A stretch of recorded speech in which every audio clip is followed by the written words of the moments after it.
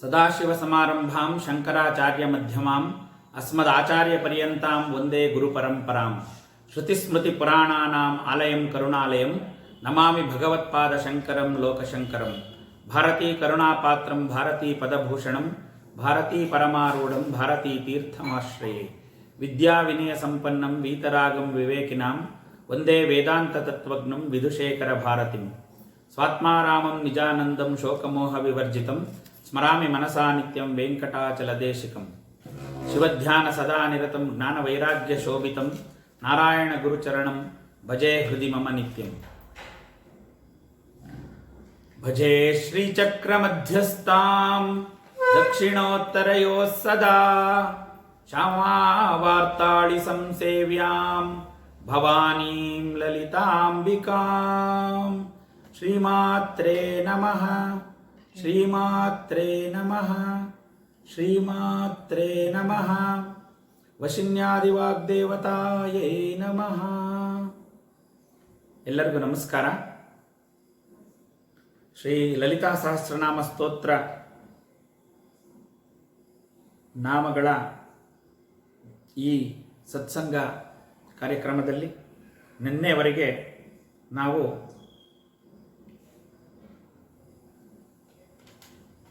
ವಾಗೀಶ್ವರಿ ವಿದ್ಯಾ, ಇದರಲ್ಲಿ ವಿಶ್ವಗರ್ಭ, ಸ್ವರ್ಣಗರ್ಭ, ಪರದಾ ವಾಗದೀಶ್ವರಿ, ಜ್ಞಾನಗಮ್ಯ ಪರಿಚ್ಛೇದ್ಯ, ಜ್ಞಾನ ವಿಗ್ರಹ, ಸರ್ವ ವೇದಾಂತ ಸಂವೇದ್ಯ, ಸತ್ಯಾನಂದ ಸ್ವರೂಪಿಣಿ, ಲೋಪಾಮುದ್ರಾರ್ಚಿತ, ಲೀಲಾ ಕ್ಲುಪ್ತ ಬ್ರಹ್ಮಾಂಡ ಮಂಡಲ, ಇಲ್ಲಿವರೆಗೆ ನಾವು ಭಾಗದೇಶ್ವರಿ ವಿದ್ಯಾ ಸ್ವರೂಪಿಣಿಯಾದ ತಾಯಿ, ಅದಕ್ಕೆ ಹಿಂದೆ ಉಮಾ, ಗೌರಿ ಇತ್ಯಾದಿ ನಾಮಗಳ ಒಂದು ಮಹತ್ವ ವಿವರಣೆ, ಕ್ಲೀಂಕಾರದ ಬಗ್ಗೆ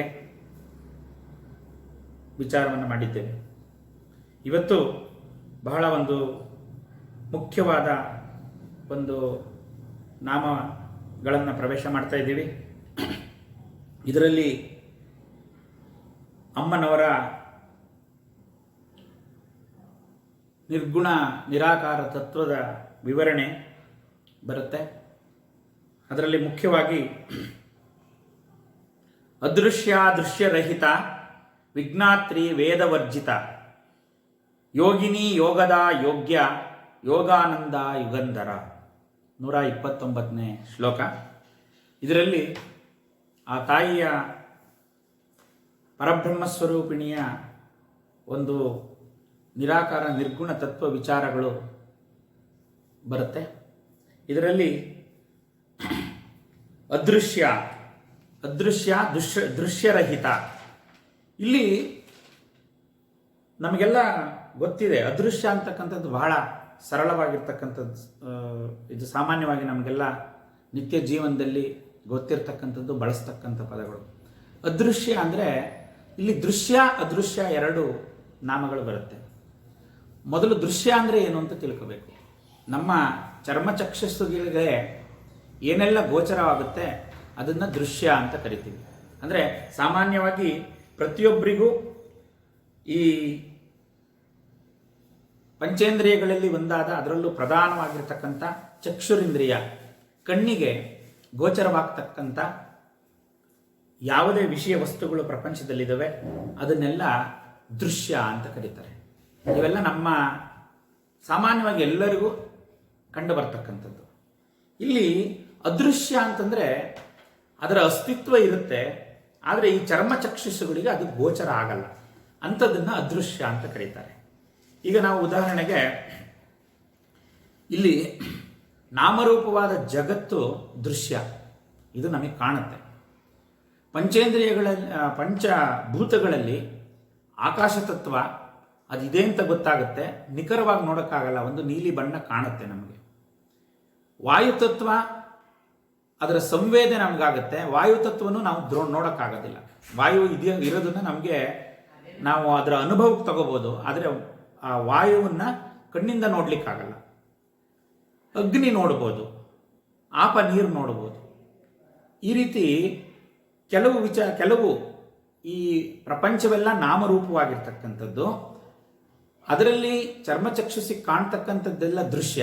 ಅದೃಶ್ಯ ಅಂದರೆ ಅದರ ಇರುವಿಕೆ ಇರುತ್ತೆ, ಅದು ನಮಗೆ ಗೊತ್ತಾಗಲ್ಲ. ಉದಾಹರಣೆಗೆ ನಾವು ನಿತ್ಯ ಜೀವನದಲ್ಲಿ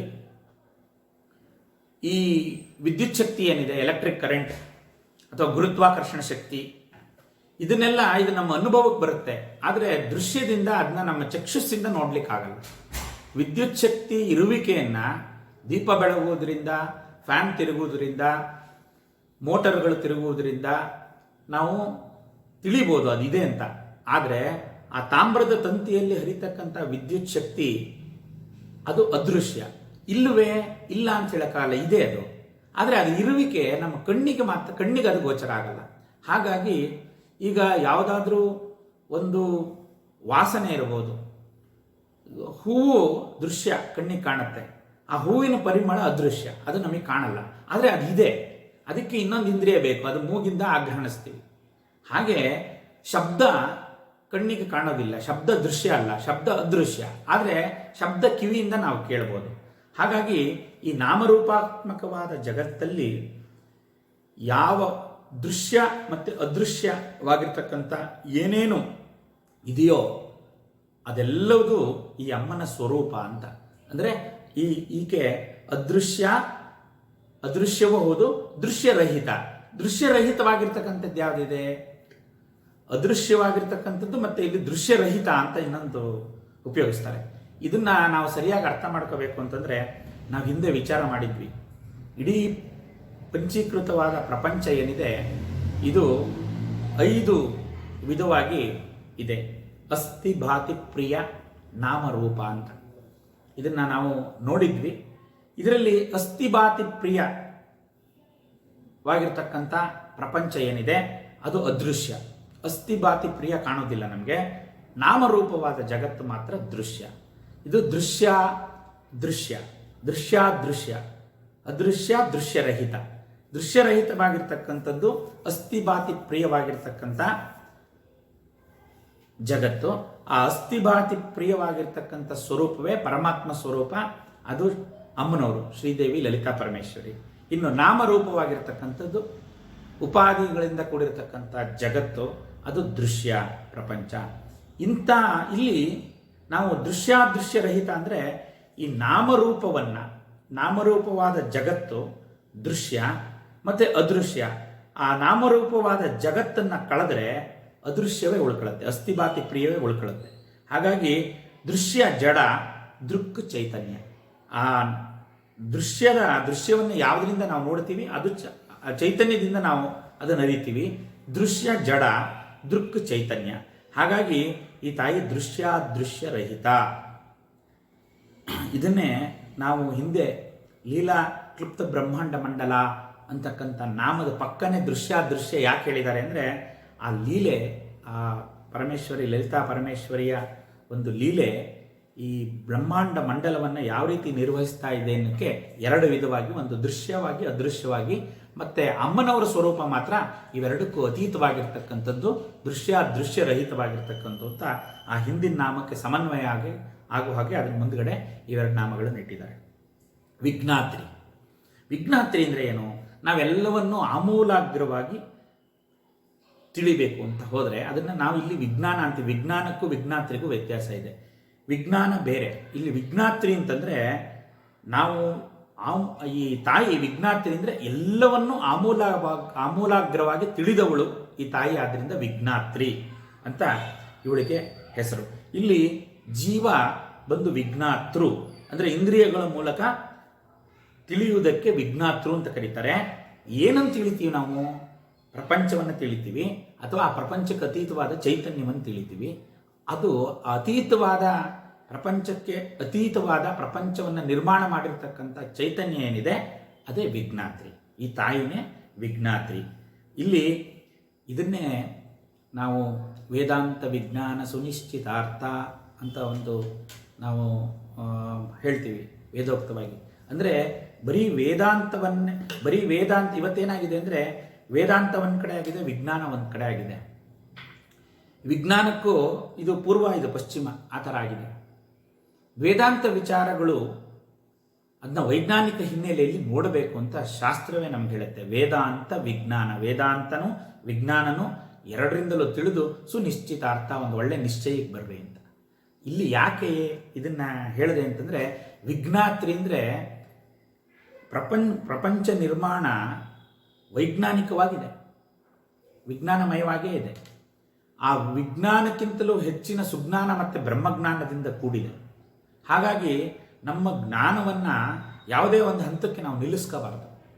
ಅದನ್ನು ಪರಿಪೂರ್ಣವಾದ ಜ್ಞಾನ, ಶುದ್ಧ ಜ್ಞಾನ ಅಂತ ಕರೀತಾರೆ. ಆ ಸ್ಥಿತಿನ ಹೇಳಬೇಕಾದ್ರೆ ಇಲ್ಲಿ ವಿಜ್ಞಾತ್ರಿ ಅಂದರೆ ಸಕಲವನ್ನೂ ಈಕೆ ತಿಳಿದುಕೊಂಡಿರ್ತಕ್ಕಂಥವಳು. ಅಂದರೆ ಈ ಪ್ರಪಂಚದ ನಿರ್ವಹಣೆ ಯಾವ ರೀತಿ ನಡೀತಾ ಇದೆ, ಅದರ ಎಲ್ಲ ವೈಜ್ಞಾನಿಕ ಹಿನ್ನೆಲೆ, ದೈವಿಕ ಹಿನ್ನೆಲೆ, ಆದಿಭೌತಿಕ, ಅಧಿದೈವಿಕ, ಆಧ್ಯಾತ್ಮಿಕ ಹಿನ್ನೆಲೆಯನ್ನು ಆಮೂಲಾಗ್ರವಾಗಿ ಆಕೆ ತಿಳಿದಿರೋದ್ರಿಂದ ವಿಜ್ಞಾತ್ರಿ. ವೇದ್ಯವರ್ಜಿತ, ಇಲ್ಲಿ ವೇದವರ್ಜಿತ ಅಂತ ಹೇಳಬಾರ್ದು, ತಪ್ಪಾಗ್ಬಿಡುತ್ತೆ. ವೇದ್ಯವರ್ಜಿತ. ವೇದ್ಯ ಅಂದರೆ ನಾವು ಈ ಪ್ರಪಂಚವನ್ನೆಲ್ಲ ದೃಶ್ಯಾದೃಶ್ಯವಾದ ಪ್ರಪಂಚವನ್ನು ವಿಜ್ಞಾತ್ರಿ ಅಂದರೆ ಆ ಒಂದು ವಿಶೇಷವಾದ ಜ್ಞಾನದಿಂದ ನಾವು ಅರಿತೀವಿ, ಆಯಿತಾ. ಆ ಅರಿತಾಗ ನಮಗೆ ಅದು ವೇದ್ಯ ಆಗುತ್ತೆ. ಆದರೆ ಇಂದ್ರಿಯಗಳಿಂದ ತಿಳಿಯಲ್ಪಡುವುದೆಲ್ಲ ವೇದ್ಯ. ನಮಗೆ ಪಂಚೇಂದ್ರಿಯಗಳಿದೆ, ಆ ಪಂಚೇಂದ್ರಿಯಗಳಿಂದ ನಾವು ಏನನ್ನ ತಿಳಿಬೇಕು ಅಂತ ಹೊರಡ್ತೀವಿ. ಪ್ರಪಂಚವನ್ನು ನಾವು ತಿಳಿಬೇಕು ಅಂದರೆ ನಮಗಿರೋದು ಇದೊಂದೇ ದಾರಿ, ಅದು ನಾವು ಇಂದ್ರಿಯಗಳ ಮೂಲಕ ಪ್ರಪಂಚವನ್ನು ಅರಿಯೋದು. ಆ ಇಂದ್ರಿಯಗಳಿಂದ ಪ್ರಪಂಚವನ್ನು ಯಾವ ರೀತಿ ಅರಿತಿರ್ತೀವಿ ಅದೇ ವೇದ್ಯ ಅಂತ. ನಮಗೆ ಅವಾಗ ವೇದ್ಯ ಆಯಿತು ಅಂತ. ಈ ಇಂದ್ರಿಯಗಳ ಮೂಲಕ ಮನಸ್ಸಿಗೆ ಬಂತು, ಮನಸ್ಸಲ್ಲಿ ಬುದ್ಧಿಯಲ್ಲಿ ವಿಚಾರ ಆಯಿತು, ವಿಚಾರ ಆದಾಗ ನಮಗೆ ಅದು ವೇದ್ಯವಾಯಿತು ಅಂತ ಕರಿತೀವಿ. ಅಂದರೆ ಅದರ ಅರ್ಥ ಆಯಿತು ನಮಗೆ ಅಂತ. ನಾವು ಮನುಷ್ಯರು ಯಾವ ರೀತಿ ಇಂದ್ರಿಯಗಳ ಮೂಲಕ ಪ್ರಪಂಚವನ್ನು ಅರ್ಥ ಮಾಡ್ಕೊತೀವಿ ಅದನ್ನು ವೇದ್ಯ ಅಂತ ಕರಿತೀವಿ. ಆದರೆ ಈಕೆ ಮನೋವಾಚಾಮ ಗೋಚರ. ಹಾಗಾಗಿ ಈ ಇಂದ್ರಿಯಗಳಿಂದ, ಮನಸ್ಸಿನಿಂದ ಈಕೆನ ನಾವು ಅರಿಯಕ್ಕಾಗದೇ ಇರೋದ್ರಿಂದ ವೇದ್ಯವರ್ಜಿತ, ಅದಕ್ಕೆ ಅತೀತಳಾಗಿರ್ತಕ್ಕಂಥವಳು ತಾಯಿ ಇವಳು, ವೇದ್ಯವರ್ಜಿತ. ಇದಕ್ಕೆ ಒಂದು ಉಪಮಾನವನ್ನು ನಾವು ಹಿಂದೆನೇ ಕೊಟ್ಟಿದ್ವಿ. ಉಪ್ಪಿನ ಬೊಂಬೆ, ರಾಮಕೃಷ್ಣ ಪರಮಹಂಸರದ ಒಂದು ಪ್ರಧಾನವಾದ ಕಥೆ ಇದು. ಉಪ್ಪಿನ ಬೊಂಬೆ ಸಮುದ್ರ ನೋಡಕ್ಕೆ ಹೋದಾಗ ಆ ಸಮುದ್ರ ಹೊರಗಡೆ ಇರ್ತಕ್ಕಂಥ ಸಮುದ್ರ ಬೇರೆ ಆಗಿತ್ತು, ಉಪ್ಪಿನ ಬೊಂಬೆ ಬೇರೆ ಆಗಿತ್ತು. ಅಲ್ಲಿ ದ್ವೈತ ಭಾವ ಇತ್ತು. ಆ ನೀರನ್ನು ನಾನು ಹೇಗೆ ನೋಡ್ತೀನಿ ಅಂಥೇಳಿ ನೀರೊಳಗೆ ಇಳಿದು ನೀರೊಳಗೆ ಒಂದು ಹೆಜ್ಜೆ ಇಟ್ಟು ಒಳಗೆ ಹೋಗ್ತಿದ್ದಂಗೆ ಆ ಉಪ್ಪಿನ ಬೊಂಬೆ ಸಮುದ್ರದಲ್ಲಿ ಸಂಪೂರ್ಣವಾಗಿ ಲೀನವಾಗೋಯ್ತು, ಕರಗೋಯ್ತು. ಆವಾಗ ಬೊಂಬೆಯಲ್ಲಿ ಉಪ್ಪೆಲ್ಲಿ? ಆ ಉಪ್ಪು, ಸಮುದ್ರ ಉಪ್ಪಿನ ಮಯ, ಆ ಸಮುದ್ರದಿಂದ ಹೊರಬಂದಿತ್ತು ಉಪ್ಪು, ಮತ್ತೆ ಸಮುದ್ರದಲ್ಲಿ ಲೀನವಾಗಿ ಹೋಯಿತು ಅಂತ. ಹಾಗಾಗಿ ಆ ಅಮ್ಮನವರ ಸ್ವರೂಪವನ್ನು ನಾವು ಮನಸ್ಸು ಮತ್ತು ವಾಕ್ಯದಿಂದ ತಿಳಿಯೋಕ್ಕಾಗಲ್ಲ. ಹಾಗೇನಾದರೂ ನಾವು ತಿಳಿಲಿಕ್ಕೆ ಅಂತ ಹೋದರೆ ನಾವಾಗಿರಲ್ಲ, ಅಮ್ಮನವರ ಸ್ವರೂಪದಲ್ಲೇ ಲೀನವಾಗಿ ಆ ಸ್ವರೂಪವನ್ನೇ ನಾವು ಪಡ್ಕೊಂಡ್ಬಿಡ್ತೀವಿ ಅಂತ. ಅಂದರೆ ಬ್ರಹ್ಮನನ್ನು, ಪರಬ್ರಹ್ಮ ವಸ್ತುವನ್ನು ನಾವೇನಾದರೂ ತಿಳಿಲಿಕ್ಕೆ ಹೋದರೆ ಏನಾಗುತ್ತೆ, ತಿಳಿತಾ ಹೋದಂಗೆ ಆ ಪರಬ್ರಹ್ಮ ವಸ್ತುವೇ ನಾವಾಗಿರ್ತೀವಿ. ಆ ಅವಸ್ಥೆಯನ್ನು ಹೊಂದಿದ ಮಹಾತ್ಮರು ಅಹಂ ಬ್ರಹ್ಮ ಅಸ್ಮಿ ಅಂತಕ್ಕಂಥ ಉದ್ಗಾರ ಆಗ ಬಂದಿರೋದು. ಈ ಉಪ್ಪಿನ ಬೊಂಬೆ ಸಮುದ್ರದಲ್ಲಿ ಸಂಪೂರ್ಣವಾಗಿ ಲೀನವಾದಾಗ ಆ ಜೀವನ್ಮುಕ್ತ ಅವಸ್ಥೆಯಲ್ಲಿ ಬಂದಿರತಕ್ಕಂಥ ಉದ್ಗಾರ, ಅಹಂಕಾರದಿಂದ ಹೇಳಿರ್ತಕ್ಕಂಥ ಮಾತಲ್ಲ ಅದು, ಅಹಂ ಬ್ರಹ್ಮ ಅಸ್ಮಿ ಅಂತ. ಅದನ್ನೇ ಇಲ್ಲಿ ವೇದ್ಯವರ್ಜಿತ. ಇಲ್ಲಿ ಅಂದರೆ ಯಾರು ಜೀವ ಬ್ರಹ್ಮನನ್ನು ನೋಡಲು ಅಥವಾ ತಿಳಿಯಲು ಹೋದಾಗ ತಾನೇ ಬ್ರಹ್ಮವಾಗಿರುವುದು ಅವನ ಅನುಭವಕ್ಕೆ ಬರುತ್ತೆ, ಅವನೇ ಬ್ರಹ್ಮನಾಗಿರ್ತಾನೆ. ಹಾಗಾಗಿ ವೇದ್ಯವರ್ಜಿತ. ಇನ್ನು ಮುಂದೆ ಬರ್ತಕ್ಕಂಥ ನಾಮ ಬಹಳ ಅದ್ಭುತವಾದ ನಾಮ. ಇಲ್ಲಿ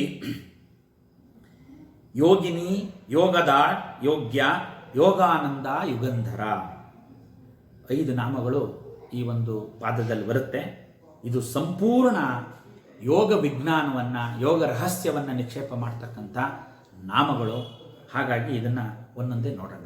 ಇಲ್ಲಿ ಯೋಗಿನಿ ಅಂತಂದರೆ ಯೋಗಿನಿ ದೇವತೆಗಳು. ನಾವು ಈ ಜೀವಬ್ರಹ್ಮನೊಡನೆ ಸೇರುವುದು ಯೋಗ ಅಂತಂದರೆ ಯುಜ್ಜುಧಾತುವಿನಿಂದ ಬಂದಿರತಕ್ಕಂಥದ್ದು. ಸರ್ವೇ ಸಾಮಾನ್ಯವಾಗಿ ಎಲ್ಲರಿಗೂ ಗೊತ್ತಿರತಕ್ಕಂಥ ವಿಚಾರ. ನಾವು ಯೋಗ ಅಂತ ಹೇಳ್ತೀವಿ. ಅಂದರೆ ವಿಯೋಗವಾಗಿರತಕ್ಕಂಥ, ಅಂದರೆ ಯೋಗ ಅಂದರೆ ಏನು ಅಂತ ತಿಳ್ಕೊಂಡ್ರೆ ಎಷ್ಟು ನಾಮಗಳು, ಯೋಗಿನಿ, ಯೋಗದ, ಯೋಗ್ಯ, ಯೋಗಾನಂದ, ಯುಗಂಧರ, ಇವೆಲ್ಲ ನಮಗೆ ಅರ್ಥ ಆಗುತ್ತೆ. ಯೋಗ ಅಂತಂದರೆ ಏನು ಅಂತಂದರೆ ಈ ಯುಜ್ ಧಾತುವಿನಿಂದ ಬಂದಿರತಕ್ಕಂಥ ಪದ. ಯೋಗ ಅಂದರೆ ಬೆಸೆಯುವುದು, ಸೇರಿಸುವುದು, ಕೂಡಿಸುವುದು ಅಂತ.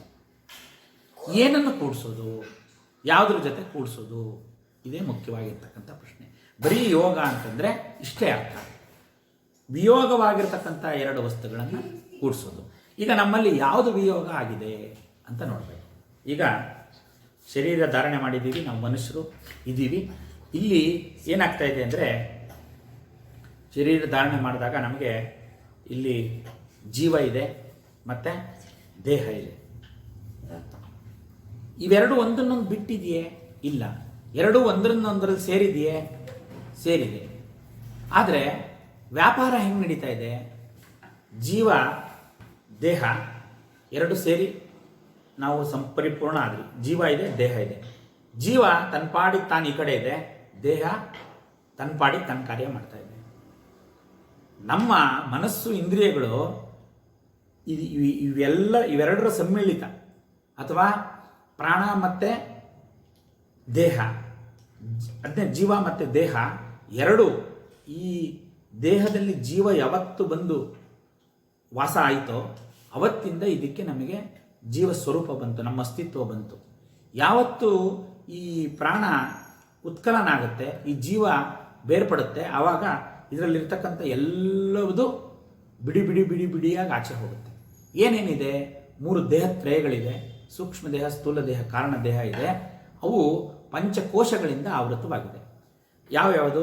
ಅನ್ನಮಯ ಕೋಶ, ಮನೋಮಯ ಕೋಶ, ಪ್ರಾಣಮಯ. ಅನ್ನಮಯ ಕೋಶ, ಪ್ರಾಣಮಯ ಕೋಶ, ಮನೋಮಯ ಕೋಶ, ವಿಜ್ಞಾನಮಯ ಕೋಶ, ಆನಂದಮಯ ಕೋಶದಿಂದ ಈ ಶರೀರ ಆಗಿದೆ. ಇದರಲ್ಲಿ ಸ್ಥೂಲ ದೇಹಕ್ಕೆ ಅನ್ನಮಯ ಕೋಶ ಮತ್ತು ಅನ್ನಮಯ ಕೋಶ ಮತ್ತು ಪ್ರಾಣಮಯ ಕೋಶ ಅಂದಿಂದ ಸ್ಥೂಲ ದೇಹ ಆಯಿತು. ಮನೋಮಯ ಕೋಶ, ವಿಜ್ಞಾನಮಯ ಕೋಶದಿಂದ ಸೂಕ್ಷ್ಮ ದೇಹ ಆಯಿತು. ಆನಂದಮಯ ಕೋಶದಿಂದ ಕಾರಣ ಶರೀರ ಆಯಿತು. ಹೀಗೆ ದೇಹತ್ರಯಗಳು ಪಂಚಕೋಶದಿಂದ ನಿರ್ಮಾಣ ಆಗಿದೆ. ಹೀಗೆ ನಿರ್ಮಾಣ ಆಗಿರ್ತಕ್ಕಂಥ ಪಂಚಕೋಶಗಳು, ದೇಹತ್ರಯಗಳು ಒಂದರೊಳಗೆ ಒಂದು ಬೆಸ್ತಿದ್ರೂ ವ್ಯಾಪಾರ ಬೇರೆ ಬೇರೆ ನಡೀತಿದೆ. ಮನಸ್ಸು ಅದಕ್ಕೇನು ಬೇಕೋ ಆ ವ್ಯಾಪಾರ ಮಾಡುತ್ತೆ, ದೇಹ ಅದಕ್ಕೇನು ಬೇಕೋ ಆ ವ್ಯಾಪಾರ ಮಾಡುತ್ತೆ, ಜೀವ ಅದಕ್ಕೇನು ಬೇಕೋ ಅದು ಮಾಡುತ್ತೆ, ಬುದ್ಧಿ ಅದ್ರ ಕೆಲಸ ಮಾಡುತ್ತೆ. ಇವೆಲ್ಲ ಏನಾಗಿದೆ? ಪರಸ್ಪರ ಹೊಂದಾಣಿಕೆಯಿಂದ ಬಂದಿರತಕ್ಕಂಥ ಇಷ್ಟು ವಿಷಯ ವಸ್ತುಗಳು ಒಂದಕ್ಕೊಂದು ಬೇರೆ ಬೇರೆಯಾಗಿ ವ್ಯವಹಾರ ಮಾಡ್ತಾ ಇದೆ. ಈ ಥರ ವಿಯೋಗವಾಗಿರ್ತಕ್ಕಂಥ ವಸ್ತುಗಳನ್ನು ಏಕತ್ರ ಮಾಡ್ತಕ್ಕಂಥದ್ದು ಯೋಗ. ಎರಡನ್ನು ಅಷ್ಟನ್ನು ಒಟ್ಟಿಗೆ ಸೇರಿಸ್ತಕ್ಕಂಥದ್ದು. ಅದನ್ನೇ ಜೀವ ಮತ್ತು ಆತ್ಮ ಎರಡನ್ನೂ ಸೇರಿಸ್ತಕ್ಕಂಥದ್ದು. ಮನಸ್ಸು ಮತ್ತು ಶರೀರ, ದೇಹ ಇತ್ಯಾದಿ ವಿಯೋಗವಾಗಿರ್ತಕ್ಕಂಥ ಈ ಪಂಚಕೋಶಗಳು, ದೇಹತ್ರಯಗಳು ಏಕತ್ರ ಆಗಬೇಕು. ಏಕಸ್ಥಿತಿಗೆ ಬಂದಾಗ ಆವಾಗ, ಹಾಗೆ ಜಾಗ್ರತ್, ಸ್ವಪ್ನ, ಸುಷುಪ್ತಿ ಅವಸ್ಥಾತ್ರಯಗಳು ಏಕತ್ರ ಆದಾಗ ಆ ಒಂದು 4ನೇ ಒಂದು ಸ್ಥಿತಿ ನಮಗೆ ತುರಿಯಾವಸ್ಥೆ ಅಂತ ಬರುತ್ತೆ. ಆ ತುರಿಯಾವಸ್ಥೆಯಲ್ಲೇ ಆತ್ಮತತ್ವ ನಮಗೆ ಗೊತ್ತಾಗುತ್ತೆ. ಇದನ್ನೇ ಯೋಗ ಅಂತ ಕರೆಯೋದು. ಯೋಗ ಅಂತಂದರೆ ಇಷ್ಟೇ, ಪೂರ್ತಿ ವಿಯೋಗವಾಗಿರ್ತಕ್ಕಂಥ ವಿಷಯ ವಸ್ತುಗಳು ಯಾವ್ಯಾವುದು ಅಂತ ತಿಳ್ಕೊಳ್ಳೋದು. ಅದನ್ನು ಸಾಂಖ್ಯ ಅಂತಾರೆ. ಅದು ಯಾವ್ಯಾವುದು ಅಂತ ತಿಳ್ಕೊಳ್ಳೋದು. 25 ತತ್ವಗಳನ್ನು ಗುರುತಿಸಿದ್ದಾರೆ. ಅವು ಯಾವುದು ಮೂಲ ವಸ್ತು, ಯಾವುದರಿಂದ ಬಂತು, ಯಾವುದು ಇರುವಿಕೆಯಿಂದ ಇದೆಲ್ಲ ಆಯಿತು ಅನ್ನೋ ಸತ್ಯ ನಮಗೆ ಗೊತ್ತಾದಾಗ ಆತ್ಮತತ್ವದಿಂದ ಅದು ಗೊತ್ತಾಯಿತು ಅಂತ ಕರೀತಾರೆ. ಯೋಗದಲ್ಲಿ ಅದನ್ನು ತಾರಕ ಅಂತಾರೆ. ಸಾಂಖ್ಯ ಅಂದರೆ ಈ ತತ್ವಗಳ ಒಂದು ವಿಯೋಗವಾಗಿರ್ತಕ್ಕಂಥ ವಸ್ತುಗಳನ್ನು ತಿಳ್ಕೊಳ್ತಕ್ಕಂಥದ್ದು. ಆಮೇಲೆ ಅದಕ್ಕೆ ಅತೀತವಾಗಿರ್ತಕ್ಕಂಥ ಆತ್ಮವಸ್ತುವನ್ನು ತಿಳಿತಕ್ಕಂಥದ್ದು ಸಾಂಖ್ಯ, ತಾರಕ. ಆಮೇಲೆ ಮನಸ್ಸನ್ನು ಅಮನಸ್ಕ ಯೋಗ ಅಂತ ಕರೀತಾರೆ. ಕುಂಡಲಿನಿ ಯೋಗ ಅಂತ ಇದೆ. ಆಮೇಲೆ ಸಚ್ಚಿದಾನಂದ ಅಂತ ಇದೆ. ಆಮೇಲೆ ಪರಿಪೂರ್ಣ ಅಂತಿದೆ. ಇದೆಲ್ಲ ಒಂದು ಕ್ಲಾಸ್, ಅಂದರೆ ಒಂಥರ ಮೆಟ್ಲುಗಳು. ಇನ್ನು ಪತಂಜಲಿ ಅಷ್ಟಾಂಗ ಯೋಗಗಳನ್ನು ತಗೊಂಡ್ರೆ ಅದರಲ್ಲಿ ಈ ವಿಯೋಗವಾಗಿರ್ತಕ್ಕಂಥ ವಸ್ತುಗಳನ್ನೆಲ್ಲ ಒಟ್ಟಿಗೆ ಸೇರಿಸಲಿಕ್ಕೆ ಅವರು ಅಷ್ಟಾಂಗ ಯೋಗಗಳನ್ನು ಹೇಳಿದ್ದಾರೆ. ಅದರಲ್ಲಿ ಯಮ, ನಿಯಮ, ಆಸನ, ಪ್ರಾಣಾಯಾಮ, ಪ್ರತ್ಯಾಹಾರ, ಧಾರಣ, ಧ್ಯಾನ, ಸಮಾಧಿ. ಧ್ಯಾನ, ಧಾರಣ, ಸಮಾಧಿ ಆರ್ಡರ್ ಸ್ವಲ್ಪ ಈಚೆ ಆಚೆ ಆದರೂ ಇಷ್ಟು ಅಷ್ಟಾಂಗಗಳು. ಇವಿಷ್ಟು ಸೇರಿದರೆ ಯೋಗ. ಬರೀ ಒಂದು ಪ್ರಾಣಾಯಾಮನೋ ಬರೀ ಒಂದು ಯೋಗಾಸನನ್ನೇ ಇವತ್ತು ಯೋಗ ಅಂತ ಕರೀತಾರೆ. ಅದು ನಾವು ಅದನ್ನು ಪರಿಪೂರ್ಣವಾಗಿ ಅರ್ಥ ಮಾಡ್ಕೋಬೇಕು. ಅದು ಅಷ್ಟಾಂಗನೂ ಸೇರಿದ ಮೇಲೇ ಅದು ಯೋಗ ಅಂತ ಆಗುತ್ತೆ. ಇಲ್ಲಾಂದರೆ ಬರೀ ಯೋಗ ಆಸನ ಅಥವಾ ಯೋಗ ಪ್ರಾಣಾಯಾಮ ಇತ್ಯಾದಿಗಳು ಬರೀ ನಮ್ಮ ಶಾರೀರಿಕ ಸೌಖ್ಯಕ್ಕೆ, ಮಾನಸಿಕ ಸ್ವಾಸ್ಥ್ಯಕ್ಕೆ ಮಾತ್ರ ಅವೆರಡು ಅಂಶಗಳನ್ನು ತಗೊಂಡು ಇವತ್ತು ಯೋಗ ಅಂತ ಇಡೀ ಪ್ರಪಂಚದಾದ್ಯಂತ ಪ್ರಚಲಿತ ಆಗಿದೆ. ಆದರೆ ಪರಿಪೂರ್ಣವಾದ ಯೋಗ ಅದಲ್ಲ. ಪರಿಪೂರ್ಣ ಯೋಗ ಅಷ್ಟಾಂಗ ಯೋಗ. ಇವಷ್ಟು ಸೇರಿದರೆ ಅಷ್ಟಾಂಗ ಯೋಗ ಆಗುತ್ತೆ. ಯಾಕಿಷ್ಟೆಲ್ಲ ವಿಚಾರ ಮಾಡಿದೆ ಅಂದರೆ, ಈ ಯೋಗ ಅಂತಕ್ಕಂಥ ಶಬ್ದ ಈ ಮುಂದೆ ಬರ್ತಕ್ಕಂಥ 5 ನಾಮಗಳಲ್ಲೂ ನಿಕ್ಷೇಪವಾಗಿರೋದ್ರಿಂದ ಇದು ನಮಗೆ ಸಂಪೂರ್ಣವಾಗಿ ಅರ್ಥ ಆದರೆ ಈ ನಾಮಗಳೆಲ್ಲ ವಿವರಣೆ ನಮಗೆ ಸುಲಭವಾಗಿ ಅರ್ಥ ಆಗುತ್ತೆ. ಸೊ ಇಲ್ಲಿ ಯೋಗಿನಿ ಅಂತ ಈ ತಾಯಿನ ಯಾಕೆ ಕರೀತಾರೆ ಅಂತಂದರೆ, ಆ ಜೀವಬ್ರಹ್ಮರೊಡನೆ ಸೇರುವ ಯೋಗ ಈ ಜೀವಬ್ರಹ್ಮೈಕ್ಯ ಸ್ವರೂಪಿಣಿ. ಆದ್ದರಿಂದ ಈ ತಾಯಿ ಅವಳು ಯೋಗಿನಿ, ಆ ಜೀವಬ್ರಹ್ಮೈಕ್ಯ ಸ್ವರೂಪಿಣಿ. ಇಲ್ಲಿ ಶಿವಶಕ್ತ್ಯಾತ್ಮೈಕ್ಯ ಸ್ವರೂಪಿಣಿ ಈ ತಾಯಿ ಆದ್ದರಿಂದ ಅವಳ ಸ್ವರೂಪವೇ ಅದಾಗಿರೋದ್ರಿಂದ ಇವಳನ್ನ ಯೋಗಿನಿ ಅಂತ ಕರೀತಾರೆ. ಇನ್ನು ಶ್ರೀಚಕ್ರ ಪರವಾಗಿ ನಾವು ನೋಡಿದ್ರೆ ಯೋಗಿನಿ ಅಂತಕ್ಕಂಥದ್ದು ಶ್ರೀಚಕ್ರದಲ್ಲಿ ಅನೇಕ ವಿಧವಾಗಿ ಬರುತ್ತೆ. ಚತುಷ್ಷಷ್ಟಿ ಕೋಟಿ ಯೋಗಿನಿ ಗಣಸೇವಿತ ಅಂತ ನಾಮದಲ್ಲಿ ನಾವು ನೋಡಿದ್ದೀವಿ ಎಷ್ಟು ಜನ ಯೋಗಿನಿಗಳು ಬರುತ್ತಾರೆ ಅಂತ, ಎಷ್ಟು ತ್ರಿಕೋಣಗಳು ಬರುತ್ತೆ ಶ್ರೀಚಕ್ರದಲ್ಲಿ.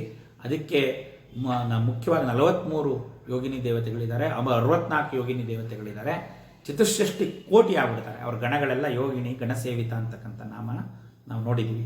ಇನ್ನು ಮುಖ್ಯವಾಗಿ ಸಪ್ತಧಾತುಗಳು ಬರುತ್ತೆ, ಅವರೆಲ್ಲ ಡಾಕಿನಿ, ಹಾಕಿನಿ, ಕಾಕಿನಿ ಎಲ್ಲ ನಾವು ಎಷ್ಟು ಈ ಸಪ್ತಚಕ್ರಗಳಲ್ಲಿರ್ತಕ್ಕಂಥ ಅಧಿಷ್ಠಾತೃ ದೇವತೆಗಳನ್ನು ನಾವು ಹಿಂದೆ ನೋಡಿದ್ದೀವಿ. ಅವರೆಲ್ಲರೂ ಯೋಗಿನಿ ದೇವತೆಗಳೇ.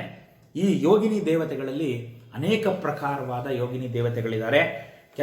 ಕೆಲವು ಯೋಗಿನಿ ದೇವತೆಗಳು ಪ್ರಕಟ ಯೋಗಿನಿ, ಗುಪ್ತ ಯೋಗಿನಿ, ಗುಪ್ತತರ ಯೋಗಿನಿ, ಸಂಪ್ರದಾಯ ಯೋಗಿನಿ, ಕುಲೋತ್ತೀರ್ಣ ಯೋಗಿನಿ, ರಹಸ್ಯ ಯೋಗಿನಿ, ಅತಿರಹಸ್ಯ ಯೋಗಿನಿ ಇತ್ಯಾದಿ ಅನೇಕ ಪ್ರಕಾರವಾದ 64 ಕೋಟಿ ಯೋಗಿನಿ ಗಣಗಳು. ಅಂದರೆ ನಾವಿನ್ನು ಅದನ್ನೇ ಹೇಳಿದರೂ ಸಾಕಾಗಲ್ಲ ವಾರಗಟ್ಟಲೆ, ಅಷ್ಟು ಯೋಗಿನಿ ಅಂದರೆ ಅಷ್ಟೊಂದು ಯೋಗಿನಿ ದೇವತೆಗಳು ಇದ್ದಾರೆ. ಹಾಗಾಗಿ ಆ ಎಲ್ಲ ಯೋಗಿನಿ ದೇವತೆಗಳ ಸ್ವರೂಪ ಲಲಿತಾ ಮಹಾ ತ್ರಿಪುರ ಸುಂದರಿಯ ತಾಯಿ. ಹಾಗಾಗಿ ಅವಳು ಯೋಗಿನಿ. ಯೋಗದ ಈಗ ಬಂತು ಮುಖ್ಯವಾದ ವಿಚಾರ. ಯೋಗದ ಅಂತಂದರೆ ಈ ವಿದ್ಯೆ, ಈ ಶ್ರೀವಿದ್ಯೆ, ಯೋಗಿನಿ ದೇವತೆಗಳಿಂದ ಕೂಡಿರ್ತಕ್ಕಂಥ ಪೂಜಾ ವಿಧಾನವಾದ ಶ್ರೀವಿದ್ಯೆ ಇರ್ಬೋದು, ಶ್ರೀವಿದ್ಯಾ ಉಪಾಸನ ಇರ್ಬೋದು, ಷೋಡಶಾಕ್ಷರಿ ವಿದ್ಯೆ ಇರ್ಬೋದು, ಅಥವಾ ನಾವು ಇದುವರೆಗೆ ಪ್ರಸ್ತಾಪ ಮಾಡ್ಕೊಂಡು ಬಂದಿರತಕ್ಕಂಥದ್ದು ಮುಂದೆ ಪ್ರಸ್ತಾಪ ಮಾಡ್ತಕ್ಕಂಥ ಅನೇಕ ವಿದ್ಯೆಗಳಿರ್ಬೋದು. ಆಮೇಲೆ ಸಂಪೂರ್ಣ ಯೋಗ ಯಾವುದು, ನಾವು ಚಕ್ರಭೇದನೆ ಮೂಲಾಧಾರದಿಂದ ಸಹಸ್ರಾರದವರೆಗೆ ಇರತಕ್ಕಂಥ ಆ ಕುಂಡಲಿನಿವರೆಗೂ ಸಾಂಖ್ಯ, ತಾರಕ, ಅಮನಸ್ಕ, ಕುಂಡಲಿನಿ, ಸಚ್ಚಿದಾನಂದ, ಪರಿಪೂರ್ಣ ಯೋಗದವರೆಗೆ ಇರತಕ್ಕಂಥ ವಿವಿಧ ಯೋಗಗಳಿರ್ಬೋದು. ಆ ಯೋಗಗಳನ್ನೆಲ್ಲ ಅಷ್ಟಾಂಗ ಯೋಗ, ಯಮ, ನಿಯಮ, ಆಸನ, ಪ್ರಾಣಾಯಾಮ ಏನೇನೆಲ್ಲ ಹೇಳಿದೆ ಅದನ್ನೆಲ್ಲ ಅನುಸಂಧಾನ ಮಾಡಿ ಅವ್ಯೋಗವಾದ ವಸ್ತುಗಳನ್ನು ಸೇರಿಸ್ತಕ್ಕಂಥ ತಾಯಿ ಇವಳು ಅನುಗ್ರಹದಿಂದಲೇ ಆಗಬೇಕಾಗಿರೋದ್ರಿಂದ ಅದನ್ನು ಕೊಡ್ತಕ್ಕಂಥವಳು ಇವಳೇ ಆಗಿರೋದ್ರಿಂದ ಇವಳು ಯೋಗದ, ಅದರ ಸ್ವರೂಪಿಣಿ, ಆ ಯೋಗ ಸ್ವರೂಪಿಣಿನೇ. ಆ ಯೋಗದಲ್ಲಿ ನಾವು ಏನನ್ನು ಹುಡುಕ್ತಾ ಇದ್ದೀವಿ, ಆ ಪರಾಶಕ್ತಿ, ಪರಮೇಶ್ವರಿ, ಪರಾಶಕ್ತಿ, ಕುಂಡಲಿನಿ, ಮಹಾಪ್ರಾಣ ಕುಂಡಲಿನಿ ತಾಯಿ ಏನಿದ್ದಾಳೆ ಅವಳೇ ಯೋಗದ. ಯೋಗದ ಯೋಗ್ಯ. ಯೋಗ್ಯ ಅಂದರೆ ಈ ಯೋಗ ಮಾರ್ಗದಲ್ಲಿ ಪ್ರವರ್ತಮಾನವಾಗಿರುವ ಕಾರ್ಯವನ್ನು ಸಂಪೂರ್ಣವಾಗಿ ಕಲಿತಿರುವವಳು ಯೋಗ್ಯ. ಯೋಗ್ಯ ಅಂದರೆ ಇಡೀ ದಿ ಅಥೆಂಟಿಕೇಶನ್ ಆನ್ ಯೋಗ. ಹಾಗಾಗಿ ಇವಳು ಯೋಗ್ಯ, ಅವಳೇ ಯೋಗ್ಯ. ಅಂದರೆ ಯೋಗ ಮಾರ್ಗವನ್ನು ಚೆನ್ನಾಗಿ ಅರಿತಿರುವವಳು ಇವಳು, ಆದ್ದರಿಂದ ಯೋಗ್ಯ. ಆ ಯೋಗ್ಯ ಅನ್ನೋ ಪದ ಯೋಗದಿಂದಲೇ ಬಂದಿರೋದು. ನಾವು ಯಾವುದೇ ಕಾರ್ಯವನ್ನು ಉತ್ಕೃಷ್ಟವಾಗಿ ಮಾಡೋರಿಗೆ ಯೋಗ್ಯ ಅಂತೀವಿ. ಆ ಎಲಿಜಿಬಿಲಿಟಿ ಇರೋರನ್ನ ಯೋಗ್ಯತಾ ಅಂತ ಕರಿತೀವಿ. ಆ ಪದನ ನಿತ್ಯ ಜೀವನದಲ್ಲಿ ಬಳಸ್ಕೊಂಡಿದ್ದೀವಿ. ಅದರ ಮೂಲ ಅರ್ಥ ಆ ಯೋಗವನ್ನು, ಆ ಯೋಗ ಮಾರ್ಗವನ್ನು ಪ್ರವರ್ತಕಳಾಗಿರ್ತಕ್ಕಂಥ ಅದರ ಸಂಪೂರ್ಣ ಜ್ಞಾನ ಹೊಂದಿರತಕ್ಕಂಥ ತಾಯಿ ಯೋಗ್ಯ. ಯೋಗಾನಂದ ಇದು ಫಲ. ಈ ಅಷ್ಟಾಂಗ ಯೋಗ ಆಗಲಿ ಅಥವಾ ಆ ಯೋಗಿನಿ ಗಣಗಳಿಂದ ಕೂಡಿರ್ತಕ್ಕಂಥ ಶ್ರೀವಿದ್ಯಾ ಉಪಾಸನೆ ಆಗಲಿ, ಶ್ರೀಚಕ್ರ ಉಪಾಸನೆ ಆಗಲಿ ಇತ್ಯಾದಿ ಈ ಮೇಲೆ ಹೇಳಿರ್ತಕ್ಕಂಥ ಎಲ್ಲ ಇವನ್ನ ಯಾರು ಮಾಡ್ಕೊಂಬರ್ತಾರೆ ಆ ಮಾಡೋರಿಗೆ ಏನು ಫಲ ಸಿಗುತ್ತೆ ಅನ್ನೋದನ್ನ ಯೋಗಾನಂದ. ಯೋಗಾನಂದ ಅಂದರೆ ಯೋಗದಿಂದ ಬ್ರಹ್ಮ ಸಾಕ್ಷಾತ್ಕಾರವಾದಾಗ ಉಂಟಾಗುವಾಗ ಅಪರಿಮಿತ ಆನಂದಕ್ಕೆ ಯೋಗಾನಂದ ಅಂತ ಕರೀತಾರೆ. ಸದ್ದಾನಂದ, ಸಚ್ಚಿದಾನಂದ, ಬ್ರಹ್ಮಾನಂದ ಎಲ್ಲ ಸಮಾನಾರ್ಥಕ ಶಬ್ದಗಳು. ಯೋಗಾನಂದ ಅಂದರೂ ಅದೇ ಅರ್ಥವನ್ನು ಕೊಡುತ್ತೆ. ಇಲ್ಲಿ ಒಂದು ವಿಶೇಷವಾಗಿ ನಾವೇನು ಗಮನಿಸಬೇಕು ಅಂದರೆ, ಮೇಲೆ ನಾವು ನಿನ್ನೆ ವಿಚಾರ ಮಾಡಿರ್ತಕ್ಕಂಥ ಉಮಾನಾಮ, ಗೌರಿನಾಮ, ಕ್ಲಿಂಕಾರ ಉಪಾಸನೆ, ಓಂಕಾರದ ವಿಲೋಮ ರೂಪವಾದ ಉಮಾ ಮತ್ತು ಗೌರಿ ಉಪಾಸನೆ, ಮತ್ತು ಆ ಸ್ವರೂಪವಾದ ಆ ಉಮಾರೂಪವಾದ ಪಾರ್ವತಿ ಪರಶಿವನನ್ನು ಗೌರಿಯಾಗಿ ಆ ಪರಶಿವನೊಡನೆ ಸೇರ್ತಕ್ಕಂಥ ತತ್ವ ಏನಿದೆ ಅದರ ಫಲಿತ ಅದೇ ಯೋಗಾನಂದ. ಯೋಗಾನಂದ ಅಂದರೆ ಆ ಬ್ರಹ್ಮಾನಂದ ಸ್ವರೂಪಿಣಿ ತಾಯಿ ಈ ರೀತಿ ಅವಳನ್ನು ಅನುಸಂಧಾನ ಮಾಡಿದರೆ ಯೋಗ ಮಾರ್ಗದಿಂದ ಅವಳು ಆ ಬ್ರಹ್ಮಾನಂದವನ್ನು ಕಳಿಸ್ತಕ್ಕಂಥ ತಾಯಿ, ಆದ್ದರಿಂದ ಅವಳು ಯೋಗಾನಂದ. ಆ ಯೋಗದಿಂದ ಉಂಟಾಗ್ತಕ್ಕಂಥ ಆನಂದವೇ ಯೋಗಾನಂದ, ಯೋಗಾನಂದ ಸ್ವರೂಪಿಣಿ. ಅದನ್ನು ಮಾಡೋರಿಗೆ ಯೋಗ ಆನಂದವನ್ನು ಕೊಡ್ತಾಳೆ. ಇನ್ನು ಯುಗಂಧರ, ಇದೊಂದು ಅದ್ಭುತವಾದ ನಾಮ. ಅಂದರೆ ಸಂಯೋಗವಾಗುವಿಕೆಯನ್ನು ಧರಿಸುವುದಕ್ಕೆ ಯುಗಾನಂದ ಅಂತ. ಈ ಯುಗ ಅಂದರೆ ಯೋಗ, ಯುಗ. ಆ ಸಂಯೋಗವಾಗಿರ್ತಕ್ಕಂಥ ವಿಯೋಗವಾಗಿರ್ತಕ್ಕಂಥ ವಸ್ತುಗಳನ್ನು ಕೂಡಿಸಿದಾಗ ಆ ಕೂಡಿಸಿರೋದನ್ನು ಧರಿಸಿರ್ತಕ್ಕಂಥದ್ದಕ್ಕೆ ಯುಗಾನಂದ ಅಂತ ಒಂದರ್ಥ. ಇನ್ನೊಂದು ಇಲ್ಲಿ ಯುಗ ಅಂತಂದರೆ ಕಾಲಸ್ವರೂಪಿಣಿ ತಾಯಿ ಕಾಲ ಪ್ರವರ್ತ ಯಾವ ರೀತಿ ಆಗ್ತಾ ಇದೆ ಅಂತಂದರೆ ಯುಗಗಳ ಮೂಲಕ ಆಗ್ತಾ ಇದೆ. ಯುಗಗಳು ಯಾವ್ಯಾವುದು ಅಂದರೆ ಕಲಿಯುಗ, ತ್ರೇತಾಯುಗ, ಕೃತಯುಗ, ತ್ರೇತಾಯುಗ, ದ್ವಾಪರಯುಗ, ಕಲಿಯುಗಗಳು. ಈ ಯುಗಗಳಲ್ಲಿ ಕಾಲರೂಪಿಣಿಯಾಗಿ ಈ ತಾಯಿ ಇರೋದರಿಂದಲೂ ಈ ಯುಗಾನಂದ, ಯುಗಂಧರ, ಈ ಯುಗಗಳನ್ನು ಧರಿಸಿರೋದು. ಸಹಸ್ರ ಕೋಟಿ ಯುಗಧಾರಿಣೇ ನಮಃ ಅಂತ ಹೇಳ್ತೀವಿ ನಾವು ಸಂಧ್ಯಾ ವಂದನೆ ಮಾಡಬೇಕಾದ್ರೆ. ಅಂದರೆ ಆ ಒಂದು ಕಾಲಸ್ವರೂಪಿಣಿಯಾದ ಈ ತಾಯಿ ಸಹಸ್ರ ಕೋಟಿ ನಮ್ಮ ಸಂಖ್ಯೆ ಅಷ್ಟೇ, ಅನಂತ ಕೋಟಿ ಯುಗಧಾರಿಣೇ ನಮಃ ಅವಳು. ಹಾಗಾಗಿ ಯುಗಂಧರ.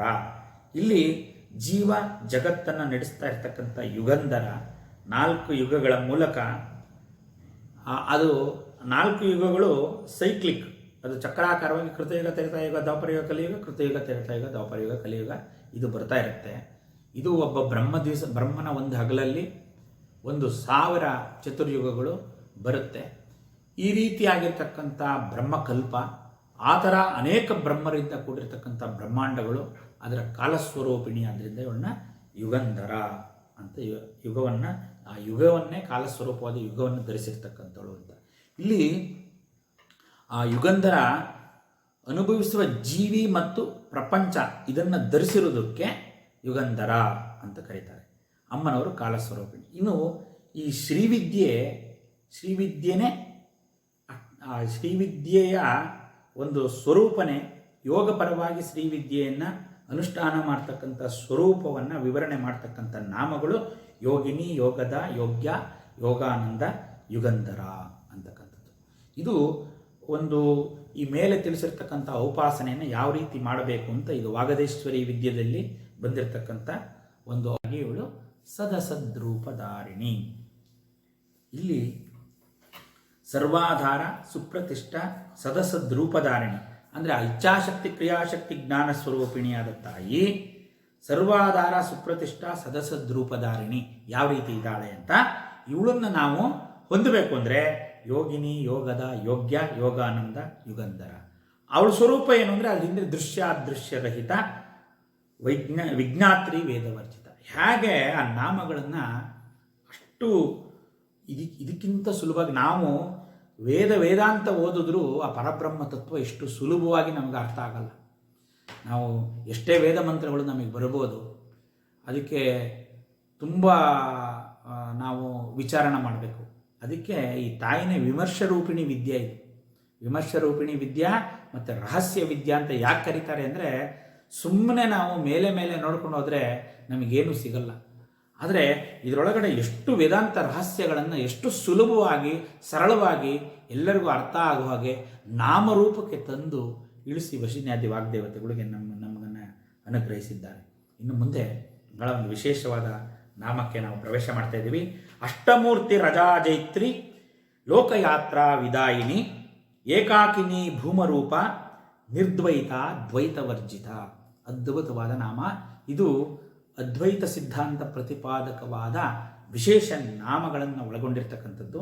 ಅದರ ಮುಂದೆ ಅಷ್ಟಮೂರ್ತಿ, ಆ ಸ್ವರೂಪ, ಮೂರ್ತ ಸ್ವರೂಪ, ಅದನ್ನು ವಿವರಣೆ ಮಾಡ್ತಕ್ಕಂಥ ನಾಮಗಳಿಗೆ ನಾವೀಗ ಪ್ರವೇಶ ಮಾಡ್ತಾ ಇದ್ದೀವಿ.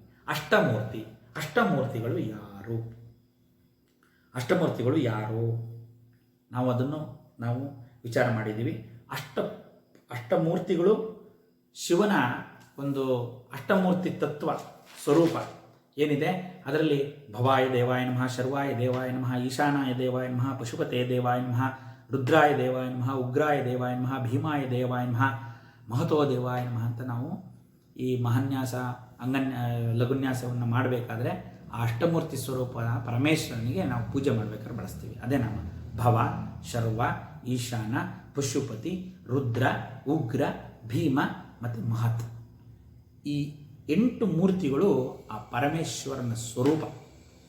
ಹಾಗಾಗಿ ಆ ಇಷ್ಟು ಜನಕ್ಕೂ ಪತ್ನಿಯರಿದ್ದಾರೆ. ಭವಸ್ಯ ದೇವಸ್ಯ ಪತ್ನಿಯೇ ನಮಃ, ಸರ್ವಸ್ಯ ದೇವಸ್ಯ ಪತ್ನಿಯೇ ನಮಃ, ಈಶಾನ್ಯಸ್ಯ ದೇವಸ್ಯ ಪತ್ನಿಯೇ ನಮಃ ಅಂತ ಅವರನ್ನು ಇವ್ರ ಜೊತೆಗೆ ಆರಾಧನೆ ಮಾಡ್ತೀವಿ. ಅಷ್ಟಮೂರ್ತಿ ಅಂತಂದರೆ ಅಷ್ಟಮೂರ್ತಿ ಸ್ವರೂಪದ ಪರಮೇಶ್ವರ, ಅದಕ್ಕೆ ಸರಿಯಾದಂಥ ಅಷ್ಟಮೂರ್ತಿ ಪರಮೇಶ್ವರಿ ತತ್ವ. ಅದು ಯಾವ್ಯಾವುದು ಅಂತಂದರೆ ಆ ಪತ್ನಿಯರು ಯಾರ್ಯಾರು ಅಂತಂದರೆ